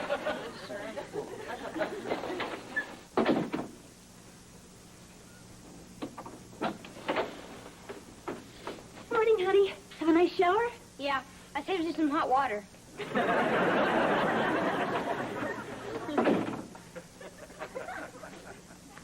Looking at American League action, the Brewers clobbered the Angels 10-5. Cleveland edged Chicago 1-0, and the Mariners sailed past the Tigers 6-4.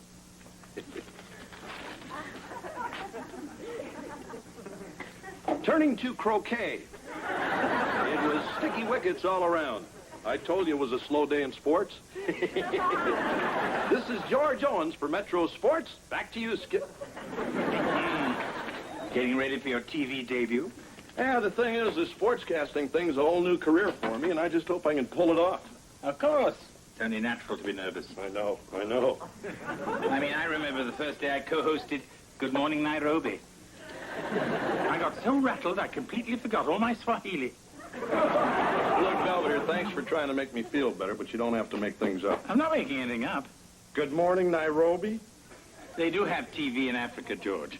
Besides, as you know, I've done many different and surprising things in my life. Oh, yeah? So how'd you get the job? They saw me hosting Bulgarian Bandstand. Gotcha. Mr. Belvedere. Just one more dab under the eyes and we'll be all done. Gee, I didn't think getting this stuff put on took so long. It usually doesn't.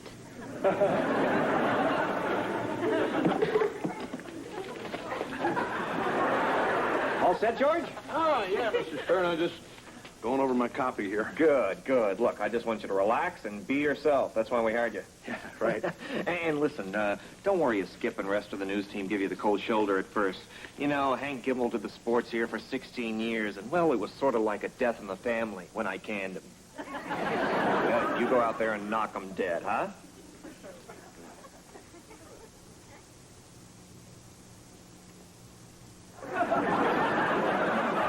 Hey. Hey. It's almost 6. Don't you think we should go sit down now? We run on. Oh. And, listen, I'm real sorry about old Hank getting fired. I know all you guys were pretty close.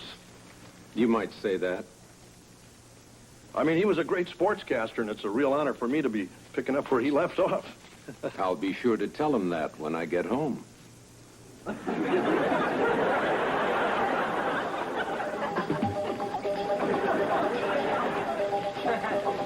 This news is boring. Why can't they just do the sports first? They'll be on. Coming up next, a potential disaster in the making. Maybe that's Dad. I didn't miss George, did I? No, he'll be on in a minute. Boy, Mr. Belvedere, you should have seen it when they all ran in. Dad tripped over a cable and fell on the Mexican weatherman. Well, maybe he'll do it again at 11. And now to fill us in on today's happenings in sports, we have a new face here on the Metro desk, don't we, Skip? I suppose. Of course, we all remember George as the former syndicated columnist with the Pittsburgh Bulletin, and I'm sure we're all going to enjoy his unique brand of humor and perspective on the sports scene. Go ahead. Thanks, Skip, for those kind words, and I only hope I can be half as good as Hank Gimbel was before me. We'll see. Turning to baseball action, it was 6-4, 2-0, and in a close one, 8-7 in 12 innings. Hank used to tell us the teams.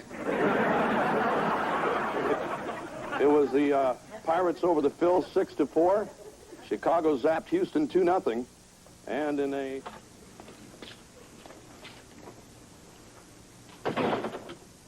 Surprise! So you guys really thought I was good? Yeah, sure, Dad. Yeah, you were great. They didn't can you, did they?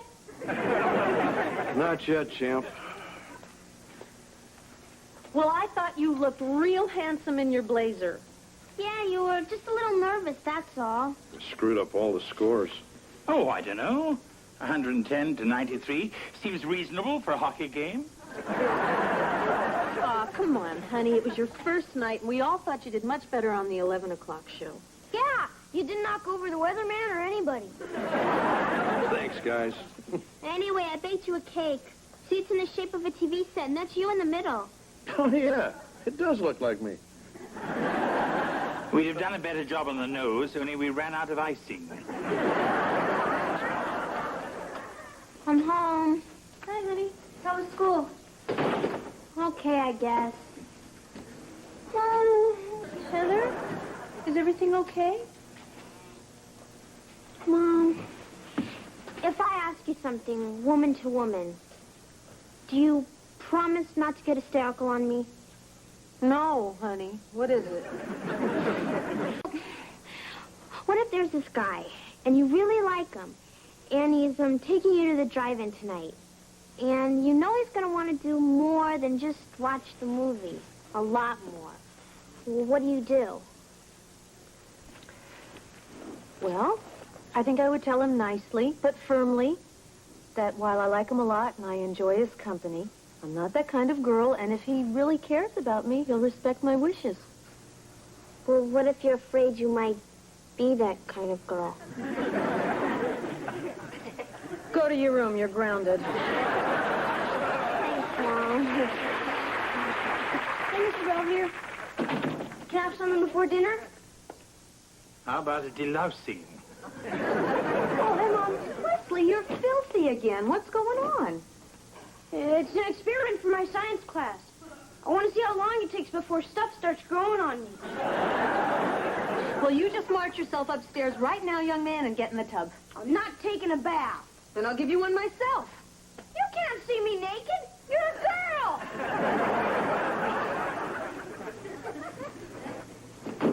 Any luck with Wesley the Pooh? He locked himself in his room. We still have some tear gas left over from last time. I don't know. There must be something else bothering him. Well, not necessarily. A bit of prepubescent grunginess is to be expected. I'm sure Kevin went through a similar phase. No. I started fires. Well, I can't just let him stay like that. Why not? Forcing him to bathe might make matters worse. Given enough time, I'm sure he'll come clean on his own. If I wash my hands, can I have something to eat? Come on down, honey. You guys aren't going to throw me in the sink or something, are you?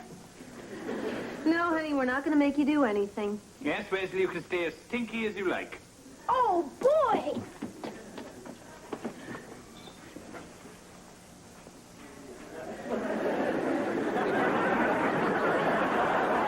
At this point, the identity of the anatomy class prankster remains unknown.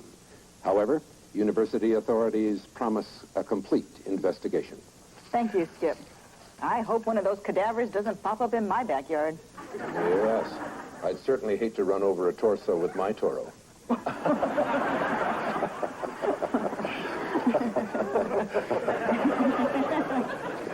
Anyway, that's the news for now. See you at 11.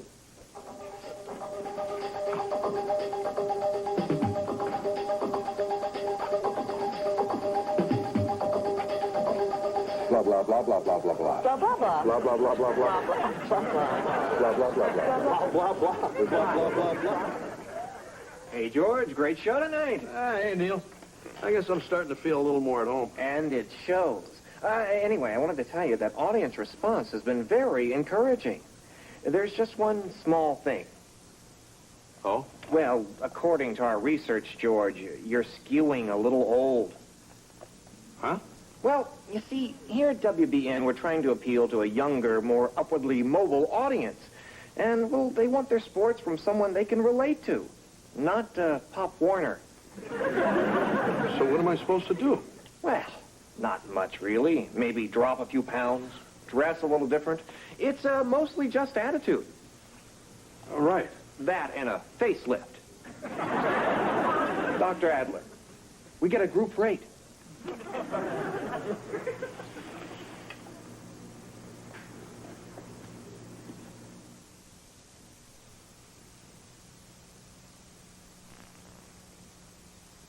The game enough. Morning.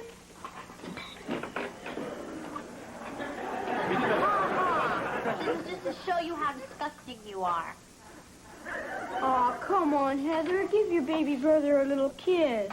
I'm not brushing my teeth either. So where's my breakfast? In the dog dish outside. Okay.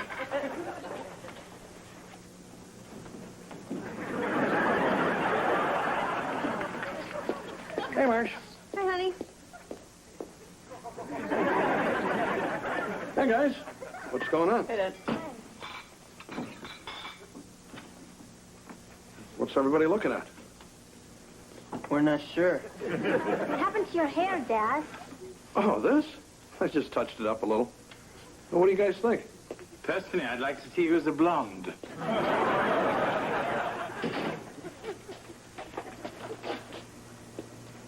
Boy, and I thought my hair was dirty. I dyed it, okay? Somebody after you, Dad? No. It's just they told me at the station I have to look younger. Oh, and you do. Yeah, Dad, you look real youthful. Yeah, just like Jughead. I'm gonna go wash my hair. Your mother seems to like it.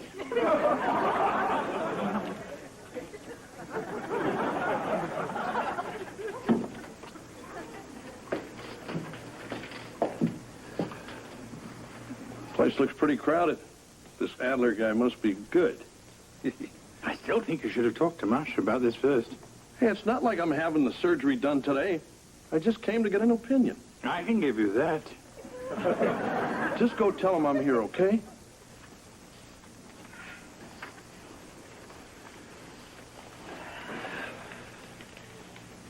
Hi.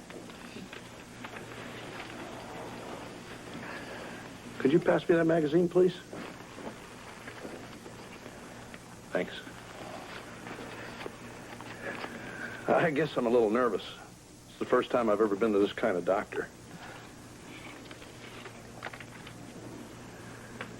Look, maybe this is none of my business, but you sure don't look like you need anything fixed. I mean, you're beautiful. Mr. Brodsky, the doctor will see you now. Excuse me.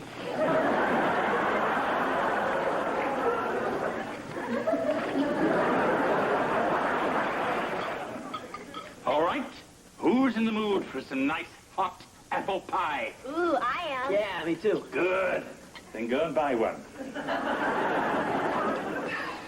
Whoa, before anybody goes running off, your old pop's got a little announcement to make.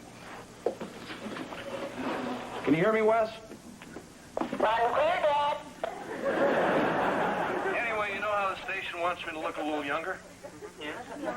Well, I went to sort of see this special doctor the other day.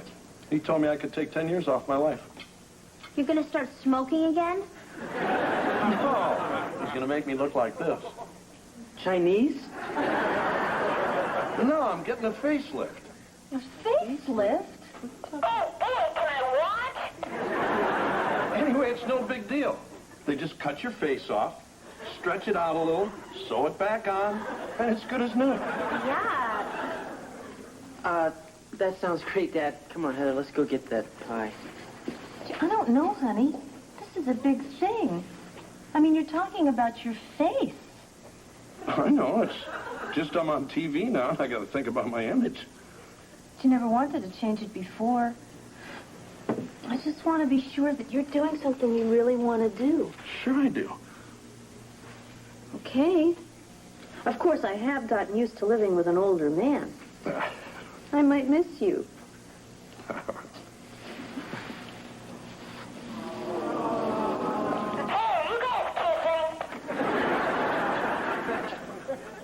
All right, Wesley, you better come in now. What? The wind shifted. The neighbors are complaining. Very funny. Beginning to get to you, too, eh? No. You know, Wesley, obviously being a filthy wretch isn't as gratifying as you'd hoped. So why don't you just go upstairs and take a bath? No, thank you. I like being like this. You know, at first I thought it was just a phase. But now I'm beginning to smell a rat. And that isn't easy with you around.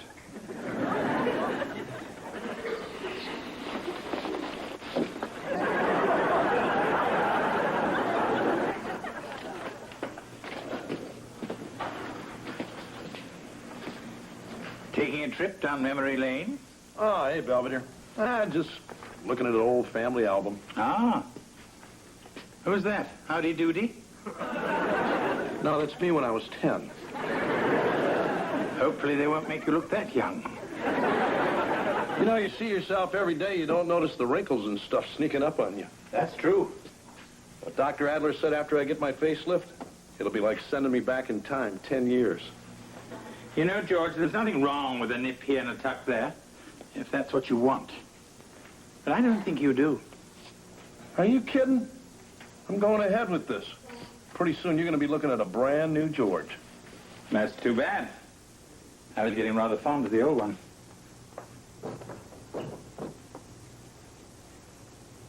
Whoa, go easy. I think 3 coats ought to be enough. Hey, Neil. Pretty soon you won't even need that stuff. Your face will be as smooth as a baby's butt. Yeah, it's going to be great. And listen, I haven't even told you the best part. What do you think of this? Metro News' new face gets a new face. Huh? Huh?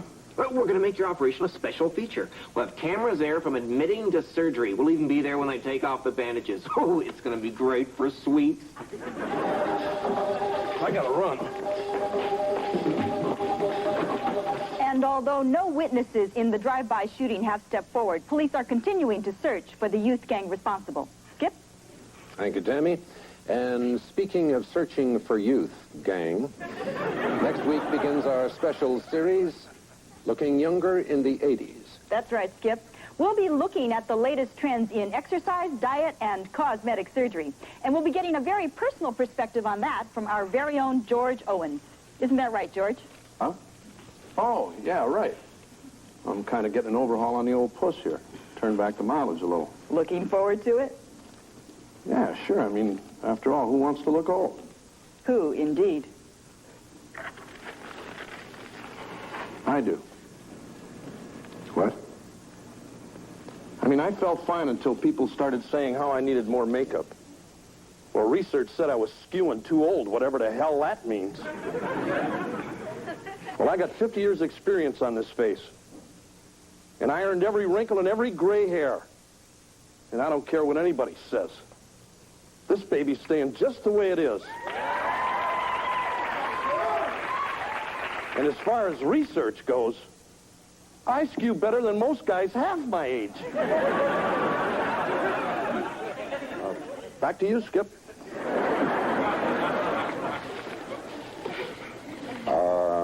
Tammy? Hi,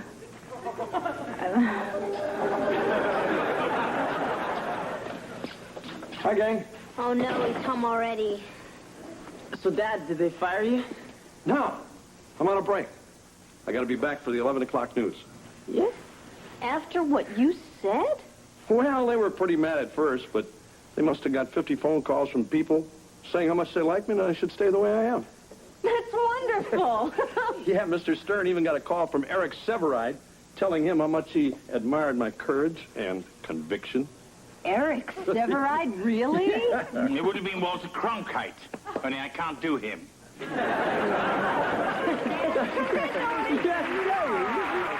I come in? Just a minute, Wesley. All right, come in. Oh, by the way, some Patty called. She did? What'd she want? I don't know, something about wanting to invite you to the backwoods dance. I'm not going.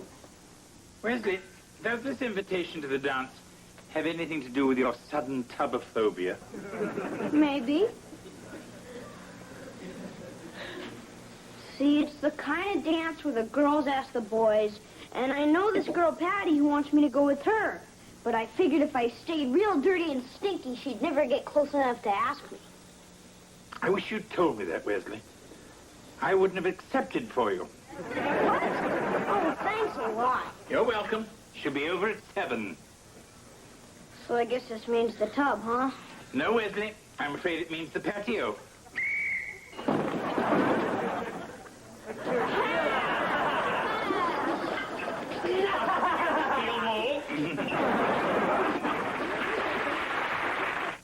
Mr. Belvedere will be right back. Even as I write this, Kevin and Heather are still working on Wesley. They've only reached the second layer of filth. And I think we may have to try sandblasting. Speaking of sandblasting, George's facelift is no longer an issue at the station. They've decided instead to film Skip's hernia operation. Now that's entertainment. This American obsession with youth and physical beauty has always puzzled me. I believe it was the poet Virgil who warned, "Trust an enchanting face."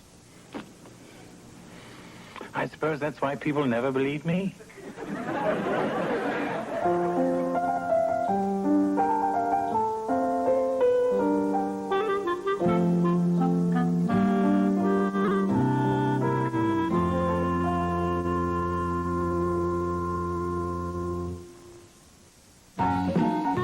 Coming up on Nightline with Ted Koppel, the Panama and Honduras emergencies. Behind it all, the U.S. war on drug traffickers. Nightline looks at the story tonight. Wednesday afternoon, Charlie and Jed, best friends until a secret drives one to suicide in a desperate exit. The ABC After School Special. Here we go, George. But you were our Petunia pig. Oh, look at that one of Kevin when he broke his arm. Oh, Kevin, come here for a minute. Oh, you look so brave in your little cast. I understand. Okay, could you please have Colonel North call me when he gets back from the cleaners with his uniform? Thanks. Getting some tips on testifying? No, it's for my stupid history assignment. I gotta find some stupid person who's at some stupid historical event and get him to talk to my stupid class. Well, at least you got a good attitude. I figured I'd get someone to talk about that Iran-Contra thing. I'm surprised you didn't call the president. Now, even if I got through, he probably wouldn't remember much.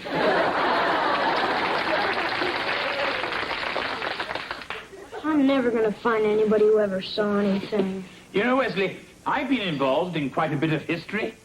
Yeah, I remember. You got the first bag of double stuffed Oreos. I mean, besides that, I was at the opening of the UN, at the coronation of Queen Elizabeth. And I was at the city zoo the day someone let the rhino loose and it ran amok downtown Pittsburgh. Nah, can't be something about me. Streaks on the china never mattered before.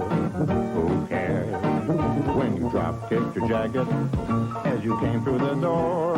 No one glared, but sometimes things get turned around and no one spared. According to our new arrival, life is more than mere survival, and we just might live the good life yet. Mr. Belvedere. Dinner in 20 minutes, Mrs. Owens. If you'd like to tell Wee Willie Winky. Yeah, real cute, Mom. Oh, I guess the kids do get a little bored looking at these. Oh, it's a very nice picture of George and Heather in the park. Oh, well, actually, that's me, right before we got married. Nice of him to buy you a balloon. You know what I just realized? We don't have one nice picture of the whole family together. At least not since this one that we took for our Christmas cards, but that was 10 years ago. Wes wasn't even talking yet. It must have been the best Christmas ever.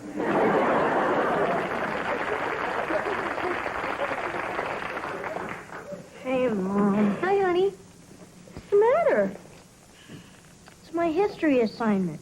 I went over to talk to Grandma Huffnagel. I figure she's 87. She must have seen a lot of history. That's true. So what did she say? I don't know. I think it was no more strained peas. Well, you know, honey, actually, I was kind of an eyewitness to history. Oh, yeah? Where? A place called Woodstock. Oh, yeah, I've heard of that. Yeah. Oh, it was the summer of '69. And 500,000 young people came together in a spirit of peace and music. And I was there. Heather said it was just a bunch of crazy people smoking dope and running around naked. Well, there was that, too. Hey, guys. Hi, honey. What's going on? Mom was just telling me about being naked in the woods. Sorry, I missed it. Hey, Dad. Remember that story you used to tell me about the Korean War? Huh? You know, the time you said you almost took it in the shorts? You mean the 3-day pass in Seoul? Forget that. No. It was that battle on Hill 711 or something. Oh, right. It was Hill 142, Wes. That was a long time ago. Yeah, but you were a hero, right? I mean, the Chinese had you pinned down, and your platoon was low on ammo, so you crawled up the hill and blew up the bunker with a grenade you made out of a coconut. That's right, champ. Boy, what a great story. Thanks, Dad. It was nothing, pal.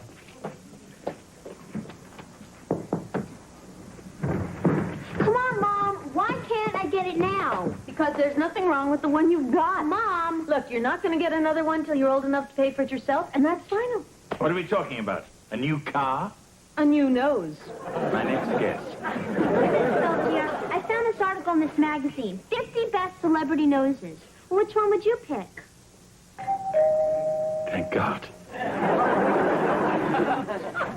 Yes? I was called about shooting the family. What a delightful idea. Mr. Friendly? Phil's family photos. That's me right there. It's not a very good picture. What's going on? Well, I decided that since we don't have a picture of the family, I'd have one done professionally. Well, that sounds splendid. If you'd like, I could show you some samples and maybe give you a few ideas. I remember when I took a picture of Gandhi and his family. He hadn't eaten for 3 weeks, and I made the mistake of saying cheese.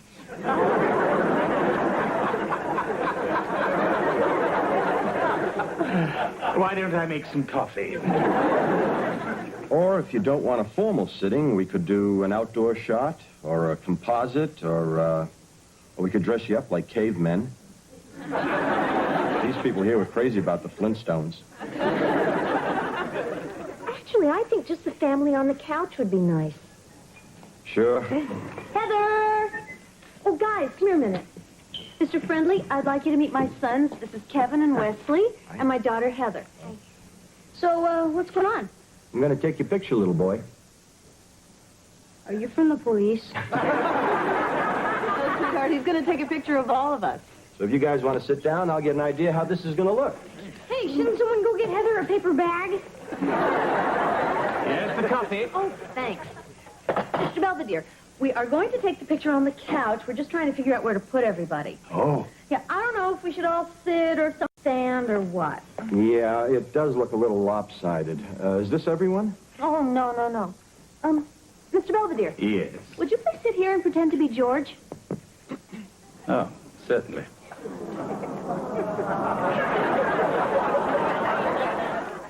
Hey, Mr. Belvedere, can I have a cup of coffee? No, it'll stunt your growth. And I want you moving out as soon as possible. No, I'm not going to drink it. I just want something to dunk my donut in. Dunk it in your oatmeal. Wesley. Yes, Wesley, stop playing with your food.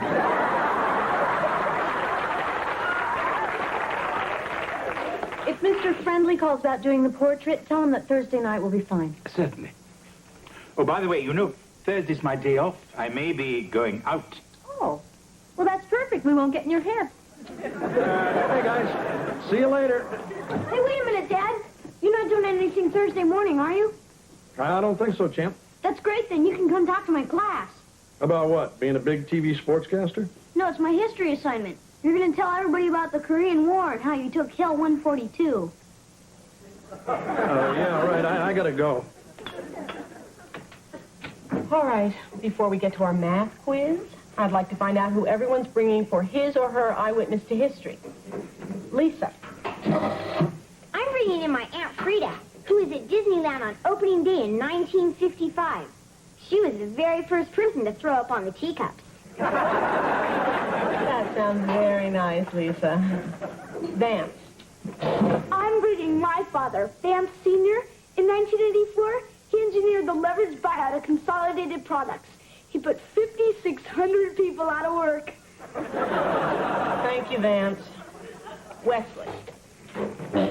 Yeah, I'm bringing my father, too, because he was in the Korean War, and he's going to tell all about how he blew up a bunker on Hill 142 and saved his whole platoon.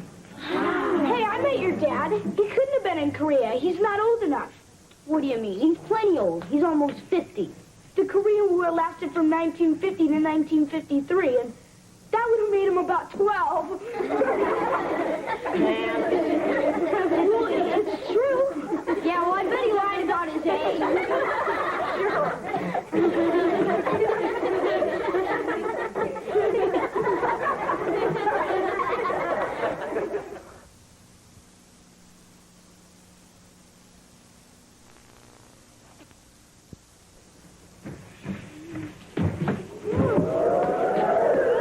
Mr. Belvedere, do you think there's anything wrong with having my picture taken dressed like this? Not if you're posing for Gestapo girls. Well, I want to wear this in the family photo, but Mom says I gotta look nice. Well, I'd like to help you. But this picture business doesn't really concern me. Oh, okay.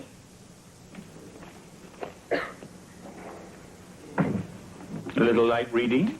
Huh? Oh, I bought this set of encyclopedias for the kids a couple of years ago. I really got to look at them. Any particular reason you chose the letter K? Yeah, I'm going on vacation. Thinking of going to Kathmandu. Look, that stuff I told Wes about Korea and me, I may have exaggerated a little. I take it there is no Hill 142. Oh, there's a hill. I just didn't get to it till 1961. Oh, I suppose hostilities had pretty much died down by then.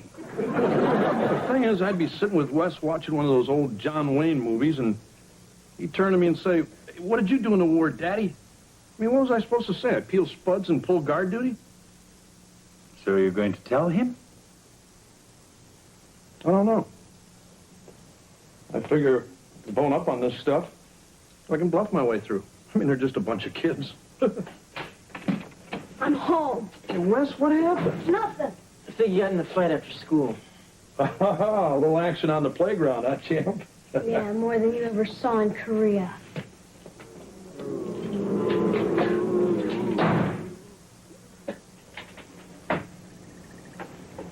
Hey, Wes. I brought you some ice. I'm not thirsty. No, it's for your eye. Look, I never meant to lie to you. It's just nothing I ever did was ever all that exciting. So you just made everything up? Yeah, all that bunker stuff. Gregory Peck did that in Pork Chop Hill. What about the coconut grenade? Was that Pork Chop Hill, too? Swiss Family Robinson. So everything else you've ever told me, is that all a big fat lie, too? That depends. How much do you remember? I used to think you were the greatest dad in the world. Now I'm never going to believe another word you say. Hey, Wes, And you don't have to worry about coming to my class. I'll just find someone else.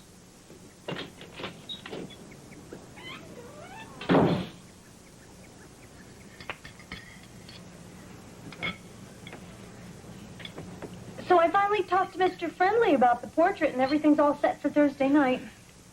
Sure. I'm not having my picture taken with this nose. Your nose is fine. No, it's not. It's starting to look like his. Oh, thanks. How's everyone's dinner? George, you haven't touched your pork chops. Real funny. I'll be upstairs. I'll be outside. I'll be in my room. Everybody seems so touchy tonight. I wouldn't know. I just work here.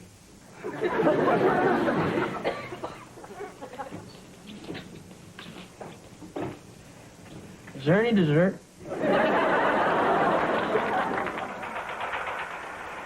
Anything good on? Just some dumb war movie. Dad should watch it. He might get some new ideas.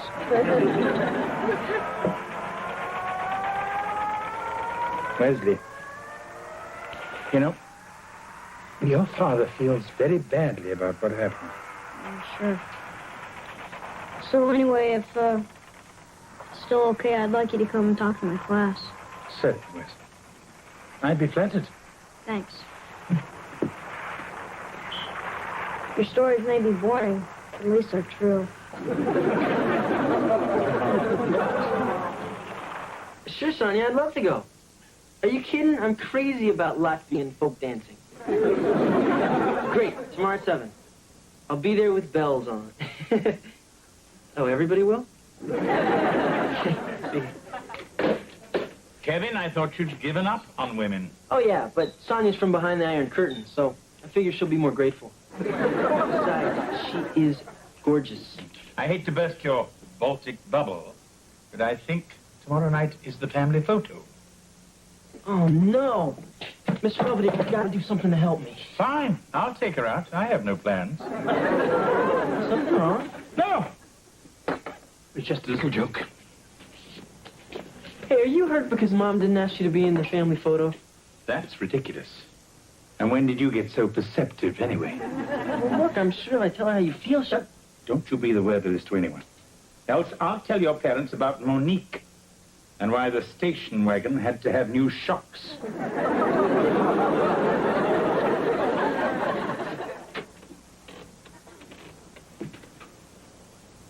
So, do I sleep with Mrs. Owens?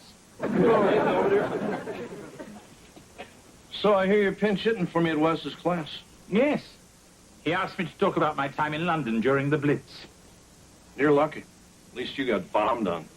I take it you spoke to him. I tried, but you know how kids get. Upset. The thing is, my old man told me a lot of fish stories. I never got mad at him. Perhaps you're a more convincing liar than he was. So what am I supposed to do? I mean, I got to get my kids' respect back. I don't know.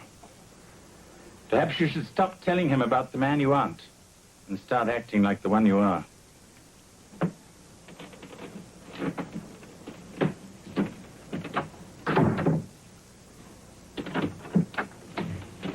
This is my room.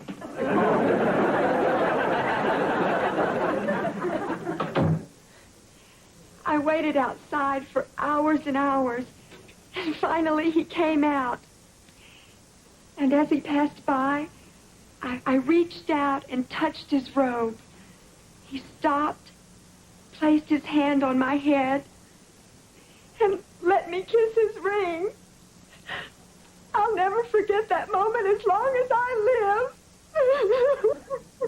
Thank you very much, Mrs. Myers, for telling us all about the time you met James Brown.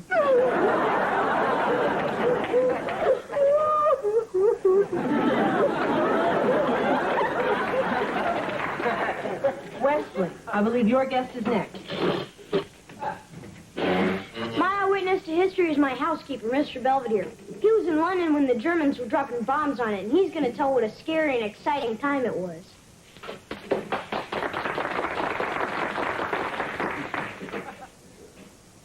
Actually, I don't remember a thing, except it was very loud. What are you doing? Hmm?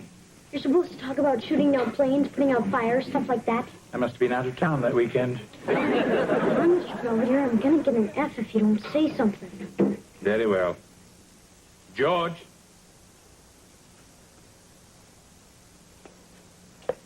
Hi, guys.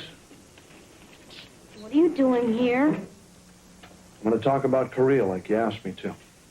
They already know you didn't do nothing. Didn't do anything. Thanks. You might as well go ahead. Hi, everybody. I'm Wes's dad, and I guess you guys already know I wasn't exactly Rambo. In fact, I sort of missed the whole war altogether. I'm the one who figured it out. That's great. Where'd you say you lived again? Anyway, like I said, by the time I got to Korea, the war was over. And there wasn't much chance of getting shot or bombed or anything. But it was just as cold there, and I was just as far away from home. It was lonely at night out on the perimeter, especially when you don't have a wife yet and a great kid like Wes here to keep you company in your thoughts. So to make a long story short, I didn't take any hills, and I didn't save any platoons. I got my butt kicked in a couple of poker games. Anyway, I just wanted to set the record straight. And I thought I should do it in person. Thanks.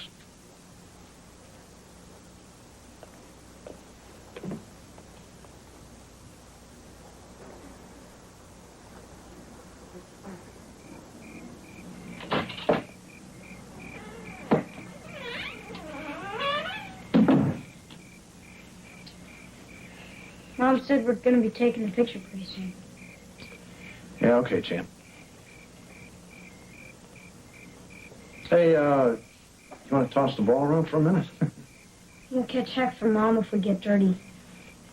Yeah, right. You didn't have to come to school today and say all that stuff. I know.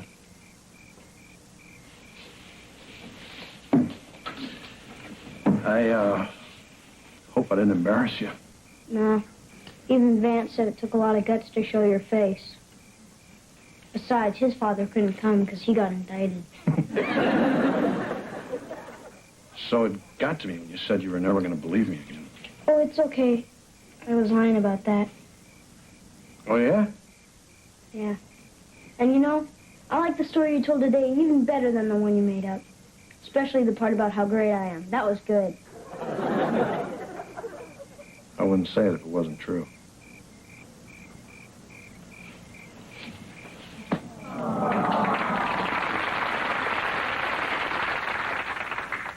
Listen, I've got a date. Couldn't you take my picture now and stick it in later? I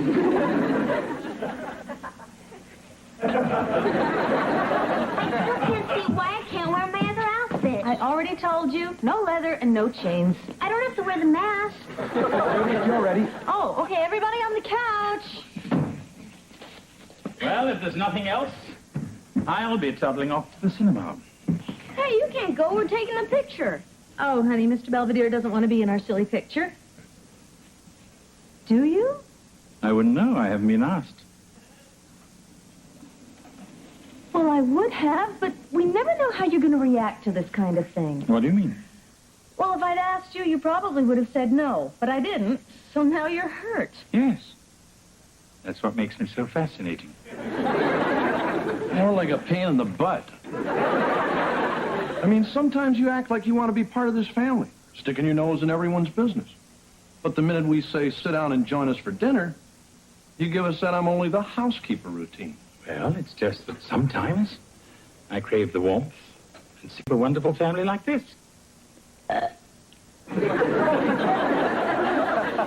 then Wesley will do something like that, and I'll think it's time to go. Sorry. So which is it? You part of the family or what? Lucky for you, I have my best suit on. All right, everybody, smiles.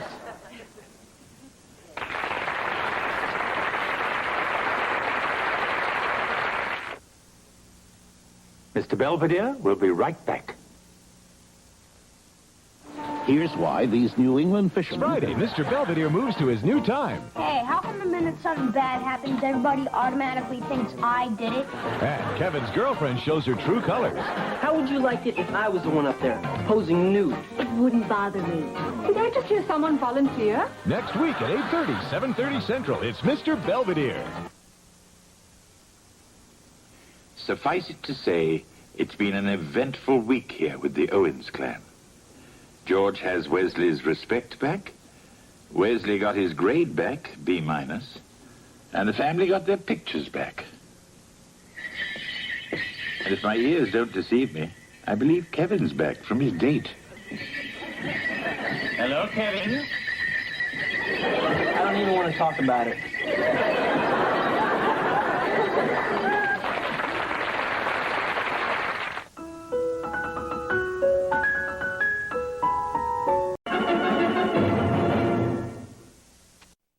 Hi, guys. Oh, hi, honey. What a nice surprise. What happened, Kev? Did you get kicked out of your apartment? No, I just thought I'd move in for a while. I kind of miss you guys. Oh.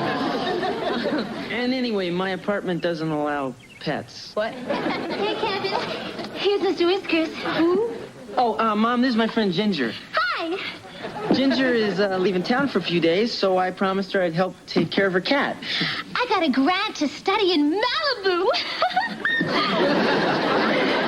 Anyway, I gotta get going, so just remember to feed him and to love him, and Mr. Whiskers will love you right back, just like he loves his mommy. Yes, he will.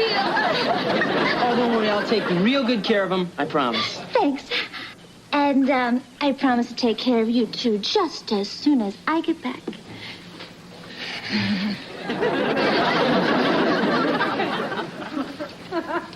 Mr. Whiskers, I think this is the beginning of a beautiful relationship.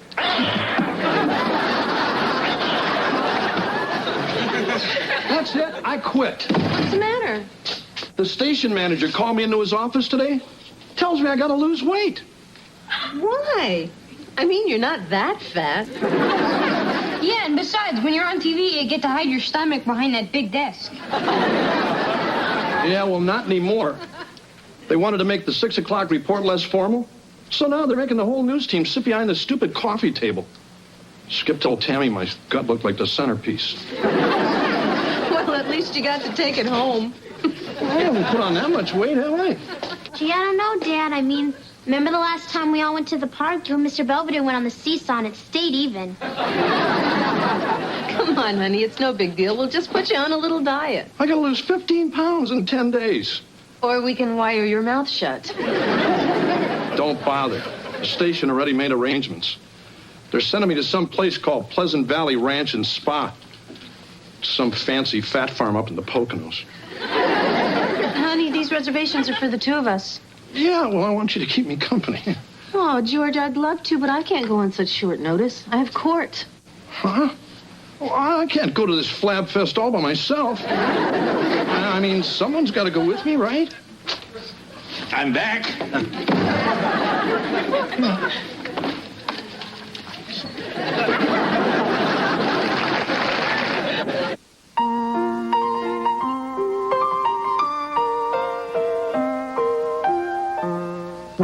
Streaks on the china never mattered before. Who cares when you drop kicked your jacket as you came through the door? No one glared. According to our new rivals, life is more than mere survival, and we just might live a good life yet. It's sizzling hot.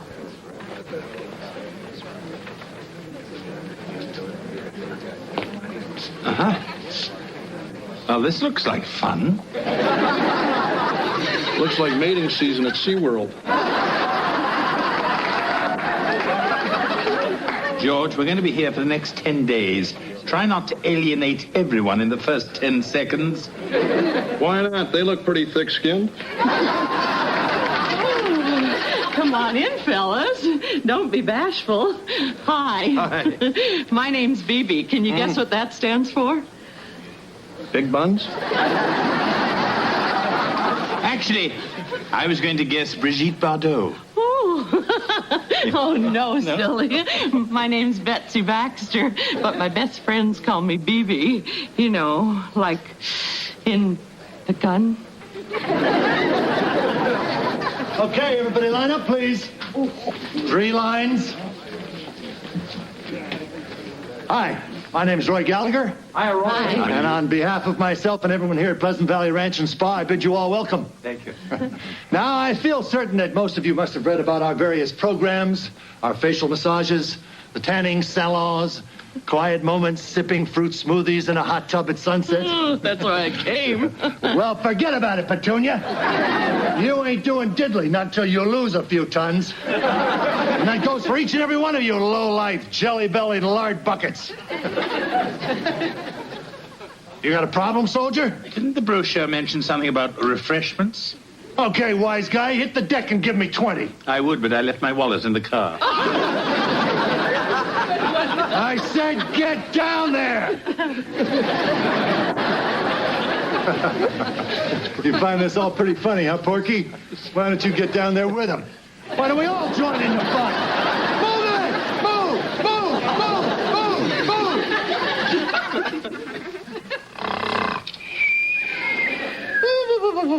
Move!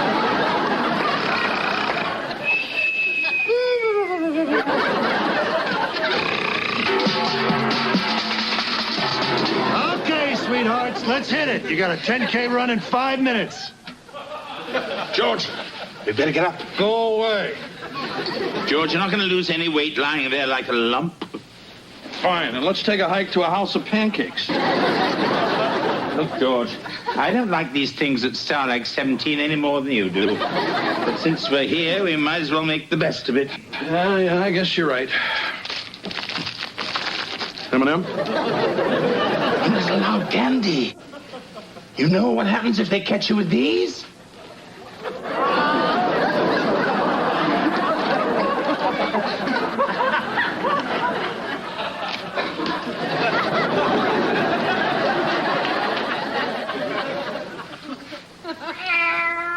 Hello, Mr. Whispers.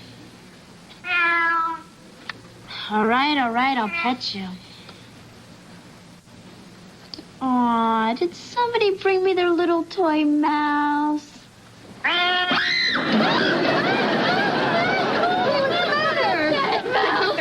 mouse! Oh, wow, a rat and a great big sucker, too. Why can you get that thing out of here this instant? Oh, not yet, Mom. It's still twitching a little. Leslie! All right. I'm going. Oh. Kevin! It's the cat, isn't it? Here, you'd better do something about that beast, young man. I mean, if it's not in here tearing up the furniture, it's out there killing things. Yeah, poor Grandma Huffnagel still can't find her chihuahua. Yeah, I know. I saw Pepe's picture on a carton of milk bones. All right, look, I'll think of something, I promise. To the left, and right, and left, and right, and free.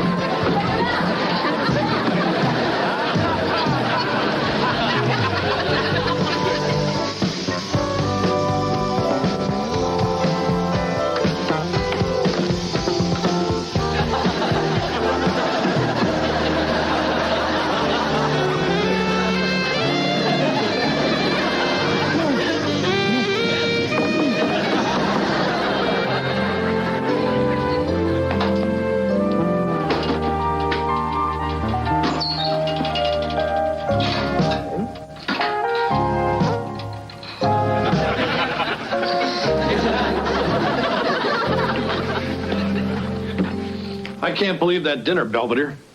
I scraped more appetizing stuff off my windshield. Oh, I don't know, George. I found it quite delicious and satisfying. Come on, big guy. This is me you're talking to. I've seen you eat ding-dongs underwater. Look, I know this diet isn't easy, but it's as Colonel Gallagher says. We have to channel our negative food energy into more positive endeavors. Come on, Lynn. We have a date, remember? Be right with you, BB. She ain't Sarah Lee, but she'll do.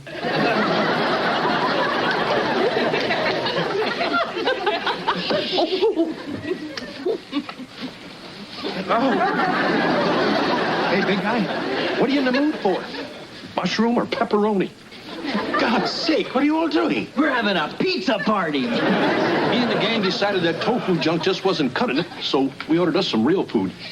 But what about your diets? You're all doing so well. Oh, come on, Lynn. One little piece isn't going to hurt you. We can work it off later.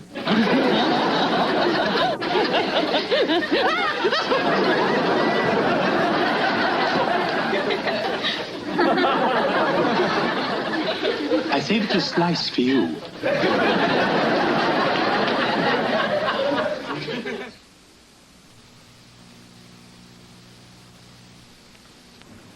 Okay, everybody, our cat problems are over. Oh, yeah? Yeah, I boarded him in a kennel. See, that way Ginger will still think I'm a sensitive feline aficionado, and I don't have to look at this stupid thing until she gets back. Here's your cat.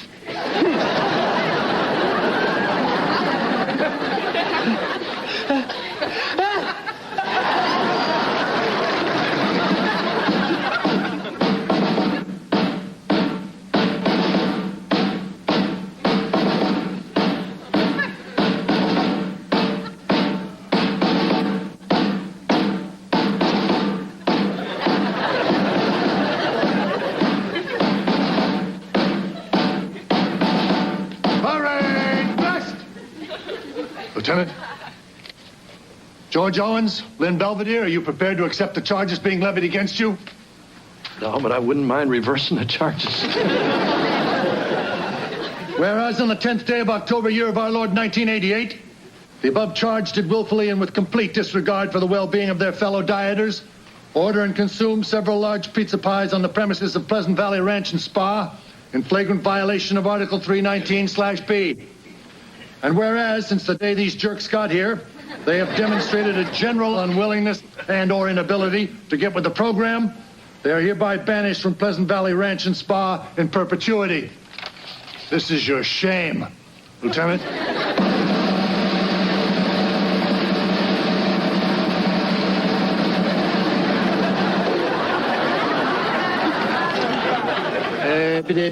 That's all, folks. Left turn.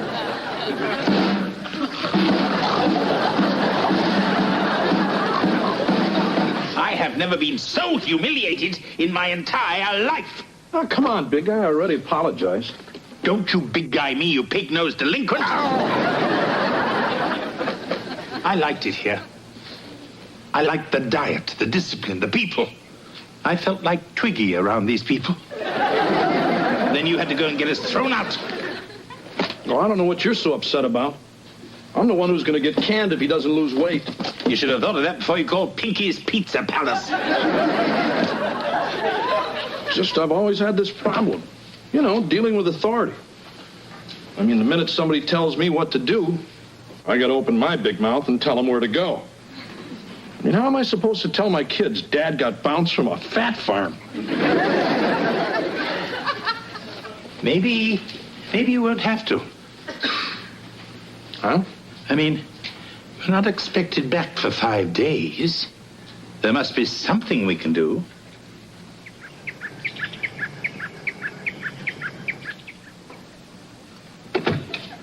Okay, fellas, this here's it. I told you it weren't no Holiday Inn. I'm sure it'll suit our purposes just fine. Okay, you boys know best. Just remember, once I shove off, there ain't nobody or nothing around here for 100 miles. Perfect. Hey, just don't forget to come back and get us, okay, pal? I don't want to be spending the rest of my life up here with him. Yeah. I reckon 5 days would be enough for anybody.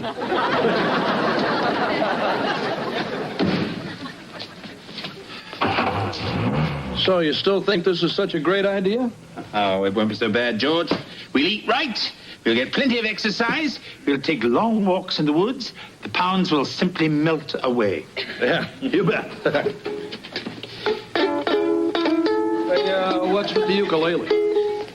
We're going to take a canoe ride, aren't we? I was sailing along on my day.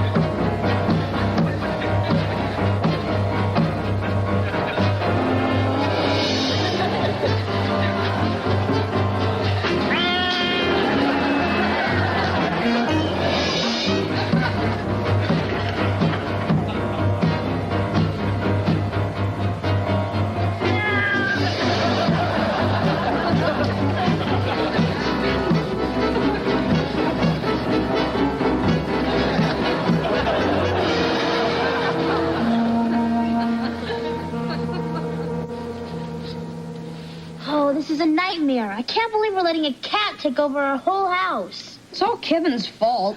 He always does stuff like this to impress girls, and then he never even gets any sex out of it.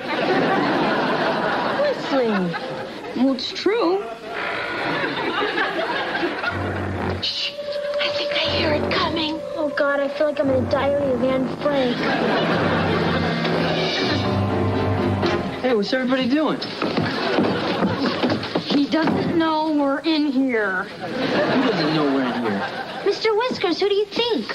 Didn't you see what he did to our house? Well, yeah, but one cat couldn't do all that. He had a party. So, what are you going to do about it? Hey, come on, guys. Give me a break. It's only for a few more days. It's just a defenseless little pussycat. I mean, he wouldn't hurt a fly.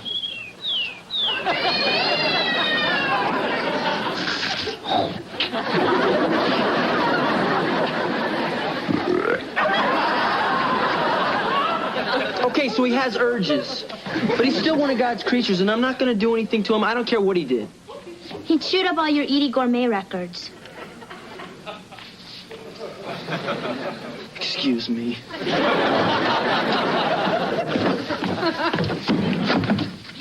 Forgot something.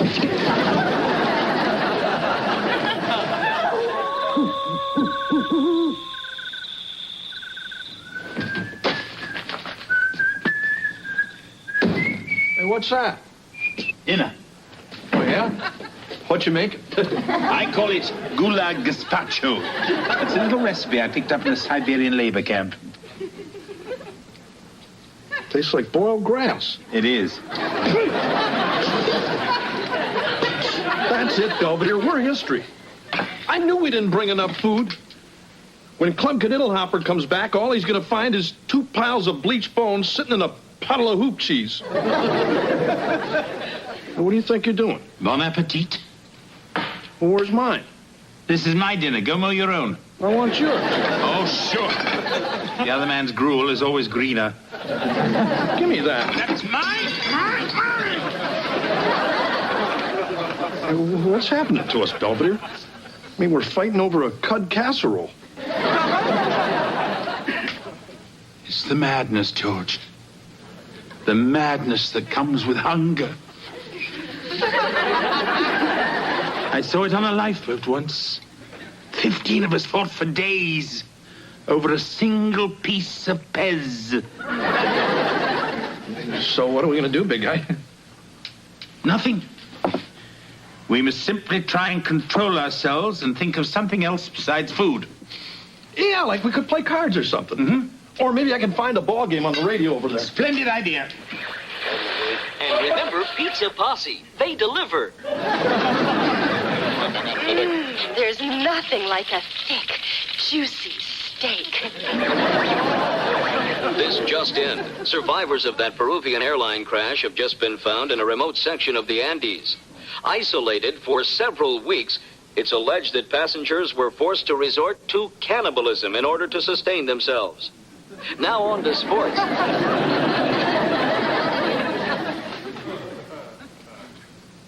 What are you looking at? Nothing. What are you looking at?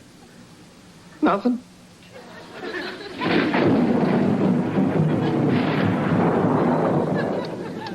George, I was just going outside to chop some more firewood. Oh, great idea, big guy. Maybe I can give you a hand, so to speak. Well, after you. Oh, after you. After you. You go.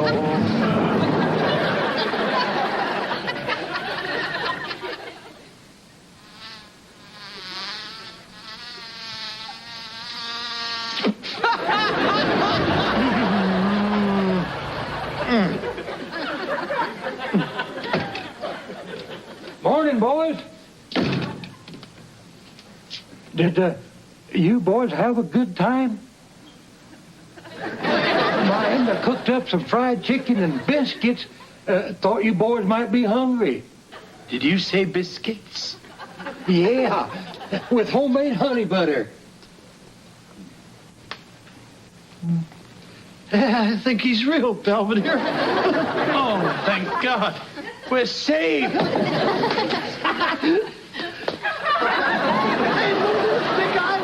pants are too big. Mine too. It's a miracle.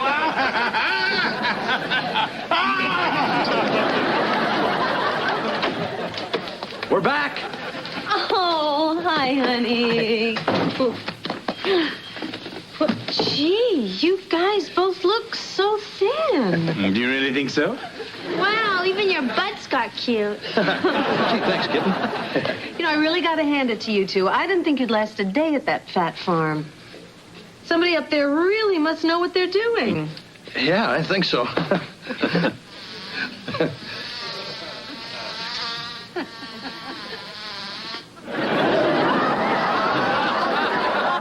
You got the last one. Hi,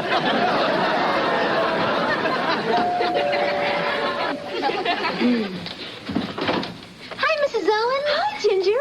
I came to pick up Mr. Whiskers, my cat. Kevin, Ginger's here. Hi, Kevin. Hi, Ginger. How was California? Oh, it was great. We even had an earthquake.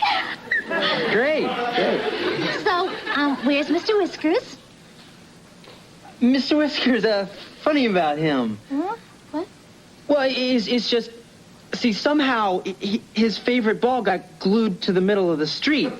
And he was out there trying to get it, and there was this moving van. It just came out of nowhere. Kevin. What? Where's my cat? Here you go.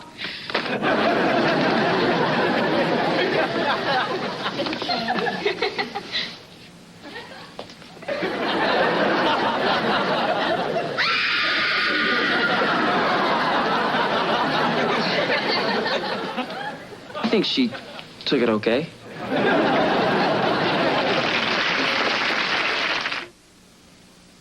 Mr. Belvedere will continue in a moment. At any rate, George and I continue to adhere to our diets. And I'm proud to say the word ding-dong isn't even in our vocabulary anymore. George's station is thrilled with the look of their new slimmed-down sportscaster. And as for me, I'm happy to report I look simply stunning in my new Brazilian swimming briefs. Of course, that's only my opinion. I wonder what the neighbors would think.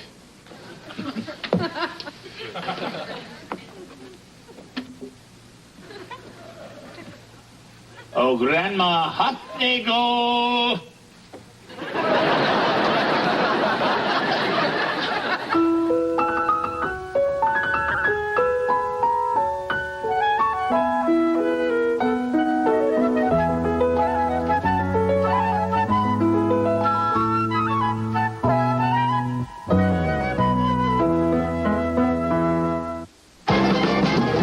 Sunday following Incredible Sunday, the on-camera murder of a guest leaves the staff scrambling to cover its own story on Studio 5B. Then, they're the one and only Dan Aykroyd, Sigourney Weaver, and Bill Murray star in Ghostbusters on the Sunday night movie. Last time on Mr. Belvedere. I know. Oh, and remember the other part of our bargain. Uh-oh. That's right. No dog until you bring up your history grade, and that means getting an A on your test tomorrow. Mr. Belvedere, can I tell you something I did? I mean, just between the two of us. That depends. Is it a misdemeanor or a felony? I cheated on my history test. Oh. I didn't mean to. It was just real hard, and I couldn't remember anything. And I was sitting right next to this Korean kid. These two guys are crazy about each other. Mr. and Mrs. Owens, Wesley cheated on his history test. Is that true, Wes? You cheated. Yeah, but he wasn't supposed to tell you about it. You promised. I'm sorry. I'll talk to you when I get back from the pet shop. Good thing I kept a receipt. I hate you. I wish you'd go back to England where you came from. I'm sure he didn't mean it. Hello, Department of Immigration. I got a big one for you. So I guess we're friends again, huh? Yes, I suppose it was unavoidable. Lawrence Miller, U.S. Department of Immigration. Oops, I forgot about that. All right, let's go. Wait a minute. Where are you taking him? He'll be at the Federal Building downtown pending his deportation hearing. Mr. Belvedere, shall we? If you're ever in England, drop by.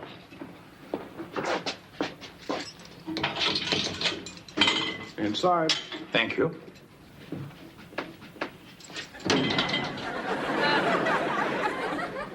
So, anyone here from out of town? Think we ought to save the mashed potatoes? Not unless we're planning to repave the driveway. I can't believe they just came in and drag Mr. Belvedere out of the house like that? I thought this was America. It is. That's why they did it. Well, we gotta do something to help him. Like what? I don't know. Have a concert?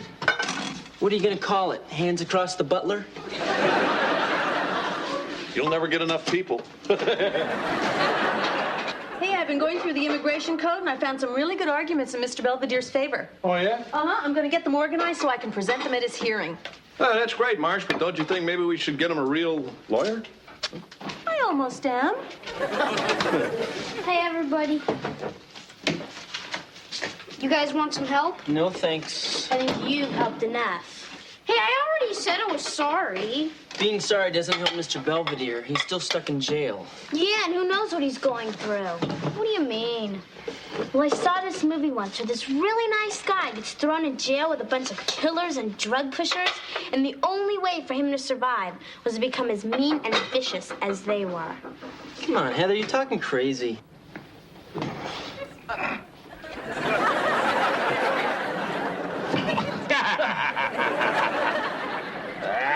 Molita. Bow ye. You got 5 minutes. I signed you up for the chain gang. Hello, George. Hi, Mr. Belvedere. Wesley. Marsh is upstairs trying to arrange bail. I appreciate that. So you doing okay? Nobody tried any funny stuff today? I'm fine, George. It's just I kind of feel guilty about all this. Why should you? You've done nothing wrong, aside from fathering what's-his-face here. Anyway, I'm going to go up and see how Marsh is making out. Come on, Wes. I'll catch up, okay, Dad?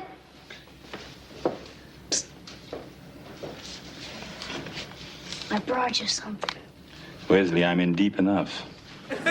See, I got you some cigarettes and candy bars. You give them to the screws, and they'll look the other way when you start digging your tunnel. Wesley, this is reality, not a George Raft movie. I'm just trying to help. I know. I mean, if I don't do something for you, I'm gonna feel terrible for the rest of my life. I've already got a bad stomach and diarrhea. But I think that's mostly from Mom's meatloaf. Wesley, I don't blame you, and you shouldn't blame yourself. Well, I'm gonna do something. Wesley. I don't know what, but I'm gonna do it. So just be ready. Hello, Buckingham Palace. I want to talk to the Queen about a friend of hers who's in real big trouble. Wes, what are you doing? Well, she's unavailable. Can I talk to her husband? I heard he's not very busy. Hello? They hung up. Why don't you call the president while you're at it? I did. They told me he was taking a nap. Hi, kids. Hey, we sprung Mr. Big. Mr. Belvedere, hey, how you doing? What took you so long? Nothing, just a little bureaucratic snag. Yeah, 37 unpaid parking tickets. I refuse to acknowledge anything that's stuck under my windshield wiper. Well, at least you're back. For the time being. Huh? Mr. Belvedere's free until his hearing next week. That's when they decide what's going to happen to me. Well, don't worry about that. Kevin and I have been going through Mom's law book, so we found some real sneaky ways to keep you in the country. Oh, yeah? It says here that an alien can remain in the country if he's adopted by a U.S. citizen. Hey, Dad, why don't you adopt him? Wouldn't it be great to have Mr. Belvedere as a son?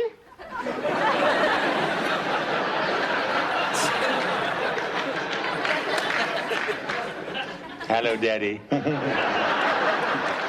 Okay, what about this? It says you can obtain legal status if you marry an American citizen. Yeah! Why not? Look, children, I'm sure your intentions are good. In fact, I know they are. But you're simply going to have to let Mr. Belvedere handle this in his own way. All right? Yeah. All right. Whatever you say. I guess you want to relax a little. Thank you. And once again, I apologize. I'm sorry for all the trouble I put you to. Oh, Mr. Belvedere, it's no trouble. You're part of the family. To tell the truth, I can't picture this place without you, Belvedere. Dinner in 5 minutes. Is he staying? I thought I was. Yes, Mrs. Lucas, Mr. Belvedere will be staying for dinner. I hope there's enough. I hope so, too. guess we didn't mention her. I guess we didn't. Hey, look, Belvedere, don't get the wrong idea. She's only temporary until you get things worked out. Yeah, I mean, well, you know, with us gone all day. And with you sitting in the slammer, we had to get somebody else. That's true. And I'm really not permitted to work until my status is clarified. Yeah, that's what we were thinking. No, you weren't. You were thinking maybe things wouldn't work out and maybe I'd be sent back to England. You have a perfect right to be prepared for that. We're glad you understand. I'll be in my room. Unless you've already given it to Hazel.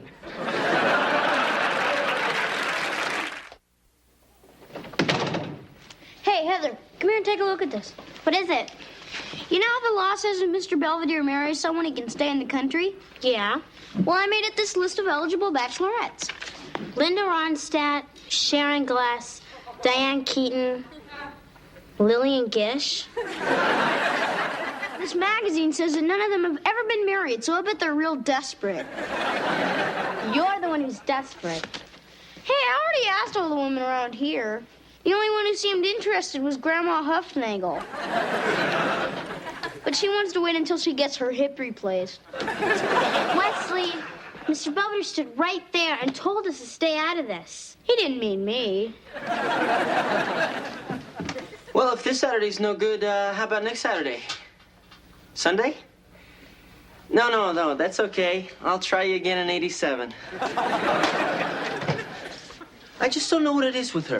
At school, she acts like she really likes me. She talks to me, we joke around, but the minute I call and ask her for a date, forget it. She's always got to wash her hair or something. I just don't know what else to do. We're having fish sticks. Oh. Nice talking to you. Uh-huh. Hello, Mrs. Lucas. Yeah. Hi. What you doing with that thing? It's from my garden. I thought you might like to make the family a nice, fresh pie for dessert. You funny. Yes, I suppose I am.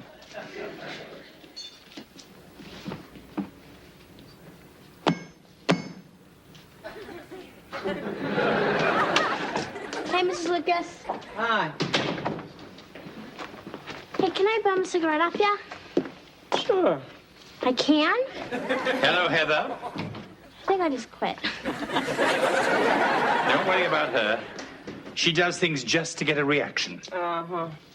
Actually, the whole family is rather on the quirky side. They're not dangerous, but they do require supervision. My husband is an unemployed steel worker. My son just got out of a rehab center. And my eldest girl just ran off with a trumpet player. They're quirky, too. Wesley? You going up to your room now? Yes, Wesley. Good luck. Hi. Excuse me, I must be in the wrong room. You're Lynn, aren't you? I'm Kim. So what do you think of her? Very nice. What is she? My going away present? No, you're supposed to marry her. And she already said yes. All you got to do is ask. My basic fee is $300, but that doesn't include the photographer or the honeymoon. Excuse us a moment, would you? Sure. Wesley, where exactly did you find Miss Wright? Downtown. You know where all those ladies are always standing around. I guess they're waiting for a bus or something. Yes, or something. Well, I told them all about your problem, and Kimberly said she'd be happy to help. Yeah, I've been married 13 times already. But I still cry. Yes, love is like that. What's going on? I got this lady for Mr. Belvedere, but I don't think he wants her. Oh, yeah? Forget it, Kevin. Come along, Kimberly. Time to go. Okay. Thank you for your time and trouble. But we don't need a set of encyclopedias. Goodbye. Who is that? Oh, just somebody trying to sell something. I just don't want you to go, that's all. Wesley, marrying someone like that would not solve my problem. He'd take care of mine. Look, everyone, the hearing's tomorrow, and I may have a few tricks up my sleeve. Oh, yeah? After all, what could go wrong? It's merely the United States government versus me. And having considered all the facts in this matter, my decision is that your status here is invalid, and you should be returned forthwith to your country of origin. But, Your Honor, you can't send me back there. Mr. Cates. It's a repressive society. I can't take the torture, the isolation. Mr. Cates, you're from Canada. It's cold and boring. What about Alan Thicke? You guys let him stay, or Lauren Green, or Alex Trebek. All right, United States versus Lynn Belvedere. Defendant, a citizen of Great Britain, entered the United States and subsequently accepted employment as a domestic without being in receipt of a valid work permit. Mr. Belvedere, you understand that it is not incumbent on the government to prove why you should leave, but up to you to convince the court why you should be allowed to remain. I understand, Your Honor. All right. Do you have anything to say? You look lovely in black. I can't believe he said that. You told Mr. Belvedere Broads love that stuff. Pay attention. I apologize, Your Honor. But I am just the simple son of a coal miner who's never been in a court like this. And I'm just a little overwhelmed. All right, Mr. Belvedere. You may proceed when you're ready. If it pleases the court, I would like to cite the case of the United States versus Puczynski, in which the appellate court ruled that immigrant status should be numerous exceptions have been made by the court in cases similar to mine. Oh, that's very impressive, Mr. Belvedere, especially coming from a simple son of a coal miner. However, the issue in question is whether you accepted and performed work in violation of U.S. law. Which brings me to my next point. What is work? Oh. I think he's wearing her down. The dictionary defines work as exertion or effort directed to produce or accomplish something. However, just because one accomplishes something doesn't necessarily mean that it's work. And conversely, just because one works, it doesn't necessarily mean that anything is accomplished. Tell me about it. I maintain the concept of work is ambiguous. A florist plants a flower, to him it's work. I plant a flower, to me it is pleasure. What is your point? Simply that I came to this country to observe contemporary America. My stay at the Owenses just gave me a chance to see it at first hand. So you see, it wasn't a job. It was merely a hobby. Did you receive any wages for this hobby? Well, only when the checks didn't bounce. Hey, I told you not to cash them so fast. Oh. Overruled. If you're quite through, Mr. Belvedere... Your Honor, I have one more argument. Oh, goody. Quoting from the Immigration Code, an alien may be certified for employment if the job is deemed to require professional or unique abilities not possessed by any American. I don't see where that's relevant. After all, you are just a housekeeper. He's not just a housekeeper. He's special. Wesley. Who is that little boy? He's the one who turned me in. That's nice. But he does have unique abilities. Really? For example? Well, he's the only one who can make my French toast just right. You know, kind of soggy in the middle.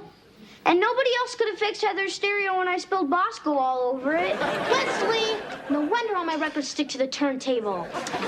Will you two just sit down? Your Honor, my name is Kevin Owens, and a little while ago I sort of had a problem with alcohol. Not getting it. I have a fake ID.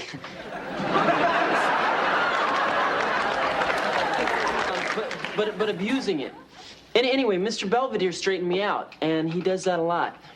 For all of us. See, if it wasn't for Mr. Belvedere, my brother would be in the gutter, drowning in his own barf. Will you guys knock it off? I must apologize for them, Your Honor. The mother? Afraid so. Yes, Your Honor, I am their mother, but I also happen to be studying to be an attorney. Bailiff? Yes, and I would like to cite some precedents which I feel may be germane. You can cite them after you've graduated from law school. Now just sit down. Thank you, Your Honor. Now, is there anyone I have missed? Your Honor, I'm George Owens. Oh, yes. The man who knows what broads really go for. Good ears. Anyway, I guess what everybody is trying to say is that Belvedere here is more than just a housekeeper. He's practically one of the family. And this thing about wages, hell, the way he eats, he ought to be paying us. Is my boat here yet? The point is, Belvedere's a pretty exceptional guy. And I think he deserves another shot.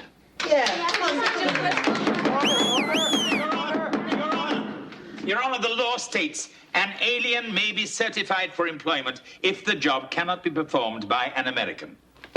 Now, I ask you, Your Honor, is there anyone in this country, or anyone on the face of the earth for that matter, who could or would want to handle a bunch like that? You may have a point. What I observed of this family, there is no doubt that you are performing a unique service, possibly even a public one. However, such a claim is valid only if it's made before you accept employment, not after.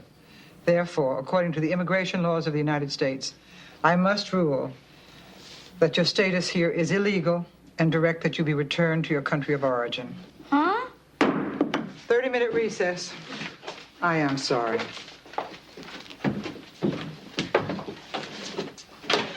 Just a moment. Well, that's about it. What happened? I thought you said you knew a few tricks. Well, I am about to disappear.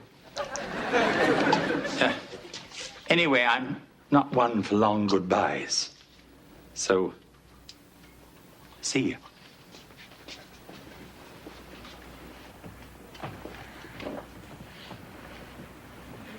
Hello, 4-Star Domestic Agency.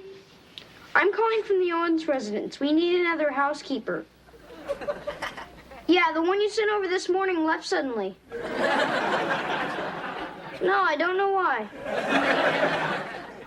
Okay, thank you. Hey,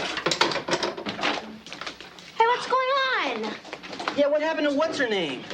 Oh, she quit. In the middle of making dinner? No, it's the 5th housekeeper you've scared off in the past 3 months. Yeah, I'm getting tired of picking up after myself. Where's Helga? Isn't she with you? Wes. Well, she wasn't any good anyway. None of them are. Look, honey, you can't keep going through housekeepers like this thinking you're going to find another Mr. Belvedere because you're not. I know. All right, look, you kids go straighten up out there. Come on. And I'll see if I can whip something up for dinner. Don't worry, I'll order a pizza. Hey, look, it's starting to snow. Oh, yeah? It was snowing the first time Mr. Belvedere ever came here. Yeah, and Dad wanted to throw him back in the snow, but we wouldn't let him. Remember how he found my hamster? And Okay, before guys, let's just get the place cleaned up, okay? Come on. I'll get it. Is this the Owens residence? Uh-huh. Mr. Belvedere! Hey, Mom, Dad! Mr. Belvedere, you're back. From the look of this room, not a moment too soon. But what happened? How'd you get back in the country? Quite legally. Through the immigration system. Well, I thought that took years. I mean, aren't there thousands of people waiting? Yes, but I took front seats. Hey, what's going on? Oh, no. All right, dinner in 20 minutes. Everybody wash up. Especially you, George. Your hands look filthy. It's good to be home.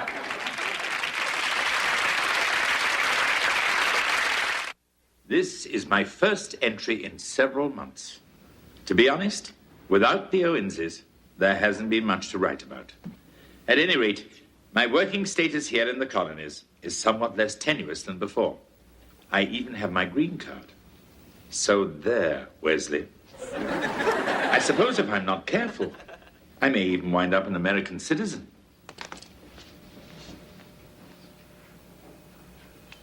What will I tell the Queen?